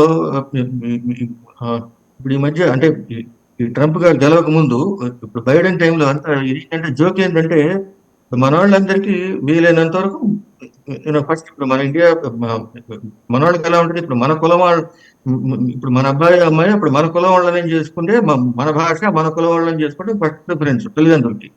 లేదు అంటే కనీసం ఇప్పుడు మన తెలుగు వాళ్ళు ఎవరైనా పర్వాలేదు, మన తెలుగు వాళ్ళని చేసుకుంటే పర్లేదు, లేదా ఇండియన్ చేసుకుంటే పర్వాలేదు. వీళ్ళు ఇప్పుడు అది ఎంతవరకు వచ్చిందంటే, అయ్యా అసలు అదంతా కాదు, అసలు ఒక అమ్మాయిని చేసుకుంటే అంటే ఇప్పుడు మీ అమ్మాయిని చేసుకుంటే చాలు, ఏ అమ్మాయి అయినా పర్వాలేదు, అబ్బాయిని చేసుకోకుండా ఉంటే చాలు. అయితే మీ అమ్మాయి అయితే అబ్బాయిని చేసుకుంటే చాలు, అమ్మాయిని చేసుకోకుండా అనే లెవెల్కి వీళ్ళు భయపడే లెవెల్కి, అంటే అది జోక్ గా కాకుండా నిజంగా భయపడే లెవెల్కి వచ్చిందంటే, ఇవన్నీ కూడా ట్రంప్ గెలవడానికి ఉపయోగపడింది. అంటే మీరు ఎప్పుడైతే ఒక పక్కకు బలవంతంగా లాగారో రెండో పక్క స్ట్రెంత్ పెరుగుతుంది ఆటోమేటిక్. రైట్. మరి నరేష్ తుల్లూరు గారు ఏమంటారు చూద్దాం. నరేష్ తుల్లూరు గారు, జనసేన పాలిటిక్స్ ప్లీనరీ చూశారు మీరు. ప్లీనరీలో చాలా అన్నదమ్ములు ఇద్దరు కూడా చాలా బలంగా మాట్లాడారు. నాకు ఆ కర్మ ఏంటి అని నాగబాబు గారు, ఈయనేమో నిలబెట్టాం, తెలుగుదేశం చాలా రగిలిపోతుంది, 40 ఏళ్ళ పార్టీని మీరు వచ్చి నిలబెట్టడం ఏంటని. ఇన్ఫ్యాక్ట్ ఆయన చేసిన సాయం మనం మర్చిపోలేందే. ఆ రోజు వీధుల్లోకి రావడానికి కూడా తెలుగుదేశం క్యాడర్స్ వెనకాడినప్పుడు పవన్ కళ్యాణ్ జైలుకి వెళ్ళి చంద్రబాబు గారిని కలిశారు. ఒక మోరల్ సపోర్ట్ ఇవ్వటంతో మొత్తం గ్యానర్ అయింది. మీకు గుర్తుండే ఉంటుంది, బెజవాడలో అచ్చెన్నాయుడు గారు ఒక కాల్ ఇస్తే, చంద్రబాబు నాయుడు గారు అరెస్ట్ అయినప్పుడు ఒక కాల్ ఇస్తే టెలికాన్ఫరెన్స్లో ఆయన వేడుకున్నారు, అయ్యా జైలు దాకా రండి అంటే మేము రామని చెప్పేసి చాలామంది ఆయన, అది లీక్ అయింది, ఆడియో లీక్ అయింది. అలాంటి పరిస్థితుల నుంచి ఒక ఆత్మస్థైర్యం అయితే పవన్ కళ్యాణ్ ఇచ్చారు. ఆయన్ని గెలిపించారనే మాట నేను అన్న, కానీ తెలుగుదేశం పర్లేదు వీధుల్లోకి వచ్చి పోరాడితే మీ వెనకాల నేను ఉన్నాననే ఆత్మస్థైర్యం, ఎందుకో కొంత ఆత్మస్థైర్యం ఆ రోజుల్లో తగ్గింది తెలుగుదేశానికి. ఈయన వచ్చి నిలబడ్డారు. అంతవరకు అయితే ఎవరు డినై చేయలేరు. బహుశా దాన్ని ఉద్దేశించి మనసులో పెట్టుకొని అన్నారా పవన్ కళ్యాణ్ గారు నిలబడ్డాం? నేను అనుకోవడం అంటే నేను ఎగ్జాక్ట్ స్టేట్మెంట్స్ నేను మొత్తం స్పీచ్ చూడలేదు, బట్ ఈ నిలబెట్టాం అనేది మాత్రం నేను దాన్ని మాత్రం తప్పుగా అసలే చూడట్లేదు. ఎందుకంటే మనం ఒక లైఫ్ లో ఒక లో పాయింట్ లో ఉన్నప్పుడు మనకు సపోర్ట్ ఇచ్చిన వాళ్ళని మనం మర్చిపోవద్దు. అంటే ఈ స్టేట్మెంట్ లో అసలు తప్పు చూడాల్సిన అవసరం అయితే నాకైతే అనిపించట్లేదు. ఎస్, వాళ్ళు నిలబడ్డారు, ఒక కూటమిని నిలబెట్టారు, పవర్ లోకి తీసుకొచ్చారు. We all should be happy about it. దాంట్లో మనం ఆ ప్లీనరీలో చేసిన స్టేట్మెంట్స్ ని భూతద్దంలో పెట్టి చూడాల్సిన అవసరం అయితే నాకైతే ఏమి అనిపించట్లేదు. వాళ్ళ ప్లీనరీ అది, there will be some statements కొన్ని జరగవచ్చు, దాన్ని మనం వేరే యాంగిల్లో చూడాల్సిన అవసరం లేదు. ఇట్స్ కూటమి ప్రభుత్వం కాబట్టి. సో మన ప్రసాద్ గారు చెప్పినట్టు ఇది ఇద్దరు, వాళ్ళ అవసరం వీళ్ళకుంది, వీళ్ళ అవసరం వాళ్ళకుంది. So next 5 years the focus has to be on the state, how to build the state, how to improve the state. And what Pawan Kalyan is doing, it's a balancing act. ఎందుకంటే అతను తన పార్టీని కూడా బలోపేతం చేసుకోవాలి కాబట్టి, అట్ ద సేమ్ టైం మళ్ళీ ఇటుపక్క హర్ట్ చేయొద్దు. ఇప్పుడు చిన్న స్టేట్మెంట్ చేసినందుకు ఇంత కాంట్రవర్సీ అయింది. He has to build his party, so he will be making such statements. దాన్ని అంతగా చూడాల్సిన అవసరం లేదని నేను అనుకుంటున్నాను. రైట్. అంటే ఇంకోటి, అటుపక్క స్టాలిన్ మొదలెట్టిన హిందీ వ్యతిరేక ఉద్యమం వాళ్ళు మొదలెట్టండి, మామూలుగా వాళ్ళ ఎజెండాలోనే ఉంటుంది, అది డిఎంకే ద్రవిడ పార్టీల ఎజెండాలోనే ఉంటుంది. అంటే ఎందుకని స్టాలిన్లో ఏమన్నా ఒక రకమైన జంకు వచ్చిందా? ఎక్కడో కన్సాలిడేట్ అవుతోంది హిందూ ఓటు. ఇప్పటిదాకా మనం బిగిస్తూ వచ్చిన ద్రవిడ పట్టు నుంచి జనం దూరం అయిపోయే పరిస్థితి కనిపిస్తోంది అని కొత్తగా హిందీ వ్యతిరేకంగా అది దానికి కౌంటర్గా పవన్ కళ్యాణ్ గారు మాట్లాడారు. అదొక్కటే మాట్లాడాలి ఆయన. బహుభాషా విధానం గురించి మాట్లాడుతూ మళ్ళీ గోద్రా అల్లర్ల గురించి మాట్లాడుతున్నారు. రైలు తగలబడినప్పుడు కరసేవకుల ప్రాణాలు పోయినాయి కదా, దాని గురించి ఎందుకు మాట్లాడట్లేదు? బంగ్లాదేశ్ హిందువుల పరిస్థితి గురించి ఎందుకు మాట్లాడట్లేదు? దేశ విభజనప్పుడు పాకిస్తాన్లో 12% ఉన్న హిందువులు 1% పడిపోవటం గురించి ఎందుకు మాట్లాడట్లేదని ప్రశ్నించారు. Very valid questions. అంటే డెఫినెట్ గా ఆ వాదన వినిపించడానికి సౌత్ ఇండియాలో we need a voice. I'm very glad that Pawan has become that voice. I fully support, what is question చేయాలి. So we need that voice. అంటే ఇన్ని రోజులు ఎవరు లేరు. అంటే నౌ ప్రసాద్ గారు చెప్పినట్టు మరి స్క్రిప్ట్ మరి ఎక్కడి నుంచి వస్తుంది? బీజేపీ ఇస్తుందా, లేకపోతే పవన్ ఓన్గా తన భావజాలం అతంది అనేది పక్కన పెడితే, but we definitely need the voice from south India. నేను ఒక మాట యాడ్ చేస్తానండి. సారీ అంటే నేను మధ్యలో వస్తున్నందుకు సారీ. పర్లేదు. ఇప్పుడు మీరు అన్న పాయింట్ అంటే స్టాలిన్, ఎస్, డెఫినెట్ గా తమిళనాడులో జయలలిత తర్వాత తమిళనాడులో ఒక పెద్ద ఒక వ్యాక్యూమ్ ఏర్పడింది. BJP is definitely strengthening in Tamil Nadu. ఎప్పుడైతే అంటే డిఎంకే పార్టీలు వాళ్ళ సిద్ధాంతం తెలిసిందే కదా, దానికి కౌంటర్ గా చాలా అంటే ఇక్కడ తమిళనాడులో మీకు ఎంత ఈ తమిళవాదం ఎంత ఉందో నార్త్ ఇండియన్ సపోర్ట్ చేసే వాళ్ళు అంతే స్ట్రాంగ్ గా ఉన్నారు. కాకపోతే వాళ్ళు మెజారిటీ లేరు కదా, వాళ్ళది మెజారిటీ కాదు. ఇప్పుడు ఆ భయంతోనే ఐ మీన్ అగైన్ నేను నా జర్నలిస్టిక్ ఎక్స్పీరియన్స్ తో నాకున్న అవగాహన ప్రకారం తప్పకుండా ఇది అంటే తమిళ భాషని వాళ్ళని ఇది చేసుకోవటం, ఇప్పుడు మన తెలుగు వాళ్ళుగా ఇప్పుడు మనము మన తెలుగు భాష ఎట్లా మనం అనుకుంటామో అది ఉంది, కానీ రాజకీయంగా దాన్ని తప్పనిసరిగా పొలిటిసైజ్ చేసి బీజేపీ ప్రభావాన్ని అడ్డుకోవటం కోసమే ఇది చేశారని నేను తప్పకుండా నేను నమ్ముతున్నాను. అట్లాగే ఇప్పుడు బీజేపీకి ఇప్పుడు Pawan Kalyan he took the I mean ఆయన అంటే కొన్ని అంశాలు అట్లా కలిసి వచ్చినాయి పవన్ కళ్యాణ్ గారికి. లాట్ ఆఫ్ థింగ్స్ ఆయనకి కలిసి వచ్చినాయి కరెక్ట్ గా ఈ టైంకి. So he became like a brand ambassador for BJP in south India. ఆయన అన్ని అలా కలిసి వచ్చినాయి. ఆ రోజున చిరంజీవి గారికి అన్ని వర్కౌట్ అవ్వాల. అన్ని కరెక్ట్ గా కుదరలా. వాళ్ళ పవన్ కళ్యాణ్కి ఈయన ఈయన కూడా ఇట్లా చాలా క్యాజువల్ గా ఉంటాడు. ఈయన ఏది సీరియస్ గా బాధపడినట్టు కానీ సీరియస్ గా తీసుకోకుండా క్యాజువల్ గా ప్రజల్లో కలిసిపోవడం వల్ల కామన్ మ్యాన్ పవన్ కళ్యాణ్కి ఎక్కువ కనెక్ట్ అవడం, ఇవి ఇవి ఆయన కొన్ని ప్లస్ పాయింట్లు. ఈయనేమి ఏమి అంటే నిన్న అట్లా మాట్లాడాము ఇవాళ ఇలా మాట్లాడాము అని అసలు ఆలోచించాడు ఆయన పవన్ కళ్యాణ్. అది అంటే ఒక రకంగా అది నెగిటివ్. ఇప్పుడు ఈయన్ని ఇప్పుడు ఈ పవన్ కళ్యాణ్ సపోర్ట్ చేసే కామన్ మ్యాన్ అంతా ఆ, ఆ, ఈయన ఈయన వాళ్ళ అంటే వాళ్ళతో కలిసిపోయి మాట్లాడటం వల్ల పవన్ కళ్యాణ్ ఆటోమేటిక్ గా వాళ్ళు సపోర్ట్. వాళ్ళు తమలో పవన్ కళ్యాణ్ని చూసుకున్నారు కాబట్టి కనెక్ట్ అయ్యారంటారు. అది ఎగ్జాక్ట్లీ ఈయనకి అంటే ఇప్పుడు మనోడు ఆమ్, ఈ- ఈ- ఈ- ఇప్పుడు పవన్ కళ్యాణ్ ఆయన అంటే ఏదో ఆ, ఈ- ఇప్పుడు ఆ సినిమా కరిష్మా ఒకటి, ఒక రకమైన అంటే ఇప్పుడు ఇంటలెక్చువల్స్ కి అంటే లాజిక్ కి అన్న ఈ లాజిక్ ఇదేమి లేకుండా ఆవేశంగా మాట్లాడేస్తూ ఉంటాడు ఆయన. రైట్. అది కామన్ మ్యాన్ కి ఇంత లాజిక్ ఇదంతా అనవసరం. వాళ్ళకి బుక్స్ తెలివితేటలు అనవసరం. అదే తెలుగుదేశం ఓటర్ ఏమో కొంచెం educated voter Telugu Desam voter. Elite voter అంటే ఉంటాడు. వీళ్ళు వాళ్ళని ఇప్పుడు ఈ కామెంట్ లో చూస్తే ఇప్పుడు పిల్ల సైనికులు అది ఇది అని చెప్పి ఇలా అంటే చాలా తెలుగుదేశం వాళ్ళు చాలా ఇట్లా ఇచ్చేశారు. ఈ లీడర్స్ ఎక్కడ ఎవరు ఇంకా అట్లా అంటే వాళ్ళకి తెలుసు కదా లీడర్స్ లెవెల్లో ఇలా కామ్ గానే ఉంది.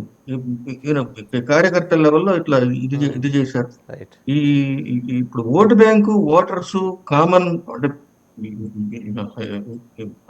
ఇవాళ పవన్ కళ్యాణ్కి అంటే ఇప్పుడు ఫండ్ చేసేవాళ్ళు ఇప్పుడు ఎన్ఆర్ఐఎస్ కూడా ఇప్పుడు కాపుల్లో ఇప్పుడు నాకు తెలిసిన ఫ్రెండ్స్ లో కూడా ఇంతకు ముందు అసలు మనకు రాజకీయాలు ఎందుకు లేదు అనుకునే వాళ్ళు కూడా ఇవాళ ముందుకు వస్తున్నారు. ఇప్పుడు ఎప్పుడైతే పవన్ కళ్యాణ్ ఇది చూసి ఇప్పుడు ఎప్పుడైతే ఇంకా ఈ పార్టీ మీద నమ్మకం పెరిగి ఇవాళ కాస్త డబ్బులు పెట్టడానికి ఇన్వెస్ట్ చేయడానికి ముందుకు వస్తున్న ఎన్ఆర్ఐస్ కానీ డబ్బులు ఉన్న వాళ్ళు కానీ పెరిగారు ఆటోమేటిక్. దీన్ని ఆయన జనసేనగా కింద ఆయన వెనక ఇదంతా నడిపిస్తుంది బీజేపీ. ఇక్కడ ఇంకొక పాయింట్ రైట్. అంటే వస్తా కిరణ్ గారు, ఒకసారి ఫణిరాజ్ గారి అభిప్రాయం కూడా తీసుకొని మీ దగ్గరకు వస్తాను. ఫణిరాజ్ కుమార్ గారు ఏమనుకుంటున్నారు? ఫణిరాజ్ గారు, డాక్టర్ ఫణిరాజ్ కుమార్ గారు. అది చూసాను నేను. అది మొత్తం స్పీచ్ అంతా చాలా బాగుంది. వాళ్ళు ఎక్స్పెక్ట్ చేసిన దానికంటే ఎక్కువ మంది జనం వచ్చినట్టున్నారు. సో వాళ్ళ ఆనందాన్ని తట్టుకోలేకపోయారు. అంత మంది జనం వచ్చారు. అది వినటానికి కేరింతలు అవన్నీ బాగున్నాయి, బ్రహ్మాండంగా ఉంది. అదే జస్ట్ పాయింట్కి వస్తే అది చెప్పారు కదా, నిలబెట్టాం అనేది. అదే ఒకటే ప్రాస, యాక్చువల్లీ జస్ట్ ప్రాస జనాలను ఉర్రూతగించడానికి అది మాట్లాడింది. అది అంటే ఏదో దాని మీద ఏదో దాని వెనకాల ఏదో ఉంది, రాజకీయ కోణం ఉంది నేనేది అనుకోవట్లేదు. అది అంతే రాజకీయ ప్రాస. ఇప్పుడు ఎదుర్కొన్న అంతమంది జనాన్ని చూస్తే అది మనకు కూడా ఉత్సాహం వస్తుంది మాట్లాడేటప్పుడు. అదొకటి. నాకు అది అన్నప్పుడు అది నిజంగా గనక అది కావాలని ఉంటే గనక నాకు ఒకటి గుర్తొస్తుంది అనమాట. అప్పుడు రోసయ్య గారు సీఎంగా ఉన్నప్పుడు ఒకటి చెప్పేవాడు ఆయన 7th ఫ్లోర్లోకి వెళ్తున్నప్పుడు లిఫ్ట్ బాయ్ ఉంటాడంట. ఆయన అనుకుంటాడంట నేను సీఎం తీసుకెళ్తున్నాను 7th ఫ్లోర్లో, ఇది నేనే తీసుకెళ్తున్నాను అని. సో దాని తప్పేం లేదు, that is correct only, right. ఆయన లిఫ్ట్ బాయ్ వచ్చి స్విచ్ నొక్కాడు, ఆయన పైకి 7th ఫ్లోర్కి వెళ్ళాడు. అది చెప్పుకోవడాన్ని బట్టి ఉంటుంది అనమాట. నేనే తీసుకెళ్ళాను, రోజు సీఎం తీసుకెళ్తున్నాను 7th ఫ్లోర్లోకి అనుకోండి. సో అట్లా ఉంటుంది తప్పితే that is not a big deal actually. ఇంకో పాయింట్కి వస్తే ఈ సనాతన ధర్మము ఇవన్నీ మాట్లాడుతున్నారు, హిందుత్వం అనేది. సో డెఫినెట్ గా అది బీజేపీ ఎజెండా అనేది, నో డౌట్ ఇన్ ఇట్. ఆయన ఒక విధంగా ఇప్పుడు ఎలా ఉందంటే భారతీయ జనతా పార్టీ ఈ ప్రవక్తలు ఉంటారు కదా, సో ఆ విధంగా కొంచెం ఆయన భుజాన్ని ఎత్తుకున్నాడు ఆంధ్ర నుంచి పవన్ కళ్యాణ్ గారు. సో ఒక విధంగా చెప్పాలంటే అది అవుట్ సోర్సింగ్ ఇదన్నమాట, అవుట్ సోర్సింగ్ ప్రజాప్రతినిధి. ఆ విధంగా బీజేపీకి ఉన్నారు. ఇక్కడ సార్ మనకొక స్టెప్ ఇక్కడ అయిపోకుండా ఇంకొక అనాలసిస్ మనం ఒక స్టెప్ ముందుకు తీసుకెళ్తే, ఆయన మాటల్లో ఆంధ్ర వాళ్ళ గురించి మాట్లాడాడు, తెలంగాణ, మహారాష్ట్ర, కన్నడ, గుజరాత్ రకరకాల వాళ్ళ గురించి మాట్లాడి వాళ్ళ భాషల్లో కూడా ట్రై చేశాడు వాళ్ళకి థ్యాంక్స్ చెప్పడానికి. ఇదంతా ఎందుకంటే టుమారో ఆయన రేపు హైదరాబాద్ లో అడుగు పెడతాడు అనమాట రాజకీయాల్లోకి. సో మనకి మన హైదరాబాద్ అంటే so it is a part of all, మొత్తం ఇండియాలో ఉన్న వాళ్ళందరూ కూడా హైదరాబాద్ లో పార్ట్ అయి ఉంటారు. సో నెక్స్ట్ మన బీజేపీ ఏజెండా ఏంటంటే they should come to Telangana. అలాగే ఈ యొక్క కూటమి తెలంగాణకు వస్తుంది. సో మోస్ట్లీ ఈ నెక్స్ట్ ఎలక్షన్కి వచ్చేసరికి Pawan Kalyan will be only in Telangana. Right. So ఇక్కడ చీఫ్ మినిస్టర్ కి ఆయనకి ఇస్తారు, ఇంకా ఆంధ్రాలో so TDP will continue. So next అది అయ్యి ఉండే అవకాశాలు కొంచెం ఉన్నాయి, ఎందుకంటే ఆయన తెలంగాణ మీద ఎక్కువ ఆయన చెప్పాడు, తెలంగాణలో పుట్టిన పార్టీ అని చెప్పాడు. ఇక్కడ ఆంధ్రాలో పెరిగింది సంథింగ్ ఏదో, తెలంగాణలో పుట్టిన party. So that he's concentrating his voice more అంటూ తెలంగాణ టూ వర్డ్స్. ఒక పక్క హిందూయిజం ఒకటి, తెలంగాణ ఒకటి, అందరు ఓటర్స్ ని ఒక చోటికి ఇది చేర్చడానికి బాగా ట్రై చేశారు ఆయన మీటింగ్ లో. అదొకటి అనిపించింది నాకు. ఇంకా లాస్ట్ మన నాగబాబు గారికి వస్తే అది కంపల్సరీగా పాపం ఆయనకి ఒక అలవాటు ఇది, ఎందుకంటే ఆయనకి ఎక్కువ రాజకీయ లేకపోవచ్చు, ఎక్కువ ఓన్లీ టీవీ అండ్ సినిమా యొక్క నాలెడ్జ్ని. ఇంతకుముందు కూడా బాల ఎవరో నాకు తెలియదు అని కూడా ఒకసారి స్టేట్మెంట్ ఇచ్చేది, చాలా కంట్రోవర్సీ అయింది అది. సో అలాగే ఆయన అని చెప్పి అనుకుంటున్నాను నేను. జస్ట్ సో ఈ may not take serious about Nagababu, so the comments about that. Right. అది అందరికీ తెలుసు, ఆంధ్రాలో గెలిచింది ఓన్లీ బికాస్ ఆఫ్ వర్మ అనేసి. ఈయన ఇంత మన ఫ్రెండ్ చెప్పినట్టుగా ఒకళ్ళగా టీడీపీ ఒక్కటే గెలిస్తే గనక, టీడీపీ గెలుస్తుందో తెలియదు కానీ జనసేన మాత్రం ఒక సీట్ కూడా వచ్చేది కాదు. అదైతే everybody knows there, but we don't know about next elections. Right. ఒకసారి కిరణ్ తుమ్మల గారి దగ్గరికి వెళ్దాం. కిరణ్ తుమ్మల గారికి ఆయన గురించి ఇక్కడ చిన్న ప్రస్తావన చేయాలి అని మీ అందరికీ తెలుసు, బట్ విడిగా మిగిలిన వాళ్ళకి తెలియటం కోసం థరో నాలెడ్జ్ అండ్ స్టాటిస్టిక్స్ ఆయన దగ్గర మీరు 1950s నుంచి చెప్తారు, దామోదరం సంజయ్ గారి దగ్గర నుంచి చెప్తారు ఆయన, ఎందుకంటే అంత స్టడీ చేశారు. మరి అంత టైం ఆయన ఉద్యోగం చేసుకుంటూ అంత హోంవర్క్ ఎట్లా చేస్తారో నాకు నిజంగా తెలియదు. Amazing, open appreciation, extraordinary. నిజంగా. స్టాట్స్ ప్రసాద్ గారు మీరు నమ్మరండి, ఆయన నాకేం డౌట్ వచ్చినా చాలాసార్లు ఫోన్ చేస్తా, నాకు ఈ స్టాటిస్టిక్స్ కావాలంటే 10 నిమిషాల్లో పంపిస్తారు ఆయన. అంత అబండెంట్ నాలెడ్జ్ ఆయనకి ఆంధ్ర పాలిటిక్స్ మీద. రైట్. కిరణ్ గారు చెప్పండి, అంటే మీరు you want to raise some, అంటే ఇందాక యూ రైజ్ సమ్ 2 issues. అంటే తెలంగాణ ప్రజలు పవన్ కళ్యాణ్ ముఖ్యమంత్రి చేసుకోవాలనే ఆశతో తెలంగాణ ప్రజలు లేరు. మొన్న ఎలక్షన్స్ లో పొత్తులతో 7 సీట్లు పోటీ చేస్తే 7 సీట్లు కలిపి తెలంగాణలో జనసేనకు వచ్చిన ఓట్లు 70,000. 7 సీట్లు కలిపి ఖమ్మంలో పోటీ చేశారు, మా కోటిపల్లిలో పోటీ చేశారు, ఇట్లా 7 సీట్లు పోటీ చేస్తే 7 కలిపి 70,000 వచ్చినాయి. సో అది రాంగ్ నోషన్ సార్. ఇక హిందీ భాష గురించి కూడా మాట్లాడుకుందాం సార్. నిన్న పవన్ కళ్యాణ్ గారు మాట్లాడితే ఏమన్నారంటే, మీరు తమిళ వాళ్ళు మీ సినిమాలని హిందీ భాషలో డబ్ చేసి హిందీలో ఎందుకు చేస్తున్నారు అన్నారు. హిందీలో డబ్ చేసే రిలీజ్ చేస్తున్నారు సార్. తమిళ సినిమాలు తీసుకెళ్లి ఢిల్లీలోను అక్కడెక్కడ ఏట్లా తమిళ సినిమాలు చూడండి అని చెప్పట్లా. ఇప్పుడు గ్లోబలైజేషన్లో ఇప్పుడు లాంగ్వేజ్ సినిమా అనేది ఒక ఆర్ట్ అనేది ఇప్పుడు పికాసో వేసిన బొమ్మ అక్కడ నచ్చచ్చు, మనకి నచ్చచ్చు, ఇంకొకరికి నచ్చచ్చు, కొంతమందికి అర్థం కాకపోవచ్చు. సో అసలు ఆర్ట్ గురించి రాజకీయాలతో పోల్చి మాట్లాడాల్సిన అవసరం లేదు. కాకపోతే ఇంకోటి ఆలోచించాల్సింది ఏంటంటే, బీజేపీ లేదు హిందీ అంటారు కానీ హిందీ భాష వల్ల ఎక్కువగా నష్టపోయిన భాషలు నార్త్ ఇండియన్ హిందీ భాషలే. ఇప్పుడు భోజ్పురి భాష ఉంది, భోజ్పురి ప్రాంతంలో భోజ్పురి, మైథిలి కూడా అండి. Maithili is the native language of Uttar Pradesh. Bihari భాష ఉంది. ఇట్లా దాదాపుగా దగ్గర 10-12 భాషలని ఈ 40 ఏళ్లలో ముంచేసి ఇస్తారు హిందీ భాష అనేది. ఇప్పుడు ప్రసాద్ గారు చెప్తున్నారు హిందీ భాష నేర్చుకుంటే తప్పేంటి అని అంటున్నారు. ఇప్పుడు ప్రసాద్ గారి దుకాణానికి ప్రసాద్ గారి దుకాణానికి సంబంధం లేదు కదా సార్. ప్రసాద్ గారి దుకాణాన్ని హిందీలో రాస్తే ఎవరికైనా విజయవాడలో అర్థమవుతుందా సార్? విజయవాడలో వెళ్ళి సరుకులను కొంటారా? మన భాష మనది అనేది మనం చూసుకోవాలి కదా సార్. లాంగ్వేజ్లో ఉన్నప్పుడు మన లాంగ్వేజ్ ఇది అని చెప్పి చూసుకోవాలి కదా సార్. ఇక సనాతన భావం గురించి చెప్తాం సార్. ఏంటంటే ఇప్పుడు పాకిస్తాన్ పాపులేషన్ గురించి, పాకిస్తాన్లో ఒకప్పుడు 12% ఉండేవాళ్ళు ఇప్పుడు 2% ఉన్నారు అని అంటున్నారు. నిజమే సార్. ఎందుకైందండి? దానికి తెలుసుకోవాలి కదా సార్. ఇప్పుడు అమర్కోట్ అని చెప్పి మనకి గుజరాత్ బార్డర్లోనే అమర్కోట్ అని చెప్పి చిన్న ప్రాంతం ఉందండి. ఆ అమర్కోట్ రాజు ఆ ఇండియా డివైడ్ అయిపోయినప్పుడు రాడికల్ ఎప్పుడైతే లైన్ వేస్తున్నాడో అప్పుడు వెళ్ళి మా దగ్గర 80% హిందూస్ ఉన్నారు కానీ మేము దాంట్లో చేరతామని చెప్పి ఆయన అక్కడ చేరాడు. ఆ తర్వాత మనం 2 యుద్ధాలు చేసాం. 2 యుద్ధాలు చేసినప్పుడు మన సైనికులు వెళ్ళి అక్కడ కొన్ని చేయకూడని పనులు కూడా చేశారు సార్. నేను ఆన్ ఛానల్ చెప్తున్నాను, కావాలని మీరు నెట్వర్క్లో పోయి తెప్పించుకోండి. చేసిన తర్వాత అక్కడ ముస్లిమ్స్ వాళ్ళ మీద ప్రెషర్ వేస్తే కొంతమంది పారిపోయి అనుకొచ్చేసారు, కొంతమంది మతాలు మారాల్సి వచ్చింది. అంటే తప్పు అంటే ఇప్పుడు ప్లస్ మనకు అందరికీ తెలుసు పాకిస్తాన్ ఒక ముస్లిం బేస్డ్ కంట్రీ. మనం ముస్లిం బేస్డ్ హిందూ బేస్డ్ కంట్రీ కాదు. మనం సమైక్య భావంతో ఉండే ఒక భారతదేశం. మన దేశంలో దగ్గర ఎప్పుడు జోరాస్ట్రియన్ దగ్గర నుంచి దగ్గర క్రిస్టియానిటీ దగ్గర నుంచి అన్ని కులాలలో అన్ని మతాలలో ఉన్నారు సార్. మనది డైవర్సిటీ ఈజ్ అవర్ స్ట్రెంగ్త్. అమెరికాలోనే మేము డైవర్సిటీ అనుకుంటుంటే ఇండియాలో ఉన్న డైవర్సిటీ తీసేసి మేము గోత్రా గురించి ఎందుకు మాట్లాడతాం సార్? అసలు గోత్రా గురించి సౌత్ ఇండియా వాళ్ళకి సంబంధం ఏమో సార్? గోత్రా జరిగింది తప్పు అని చెప్పి భారతదేశంలో లేదా కిరణ్ గారు?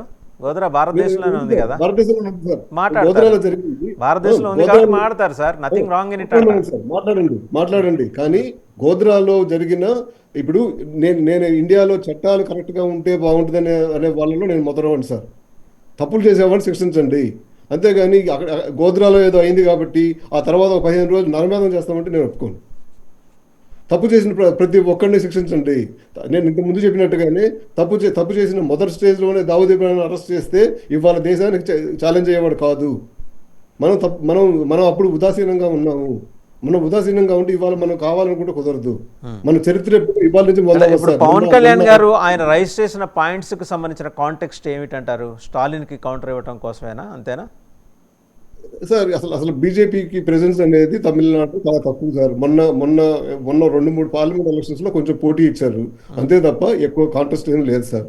ఏదో ఒక పార్టీతో పొత్తు పెట్టుకోవాలి. బీజేపీ వాళ్ళు కావాల్సినప్పుడు పొత్తు పెట్టుకుంటారు, అవి అక్కర్లేనప్పుడు తీసేస్తుంటారు.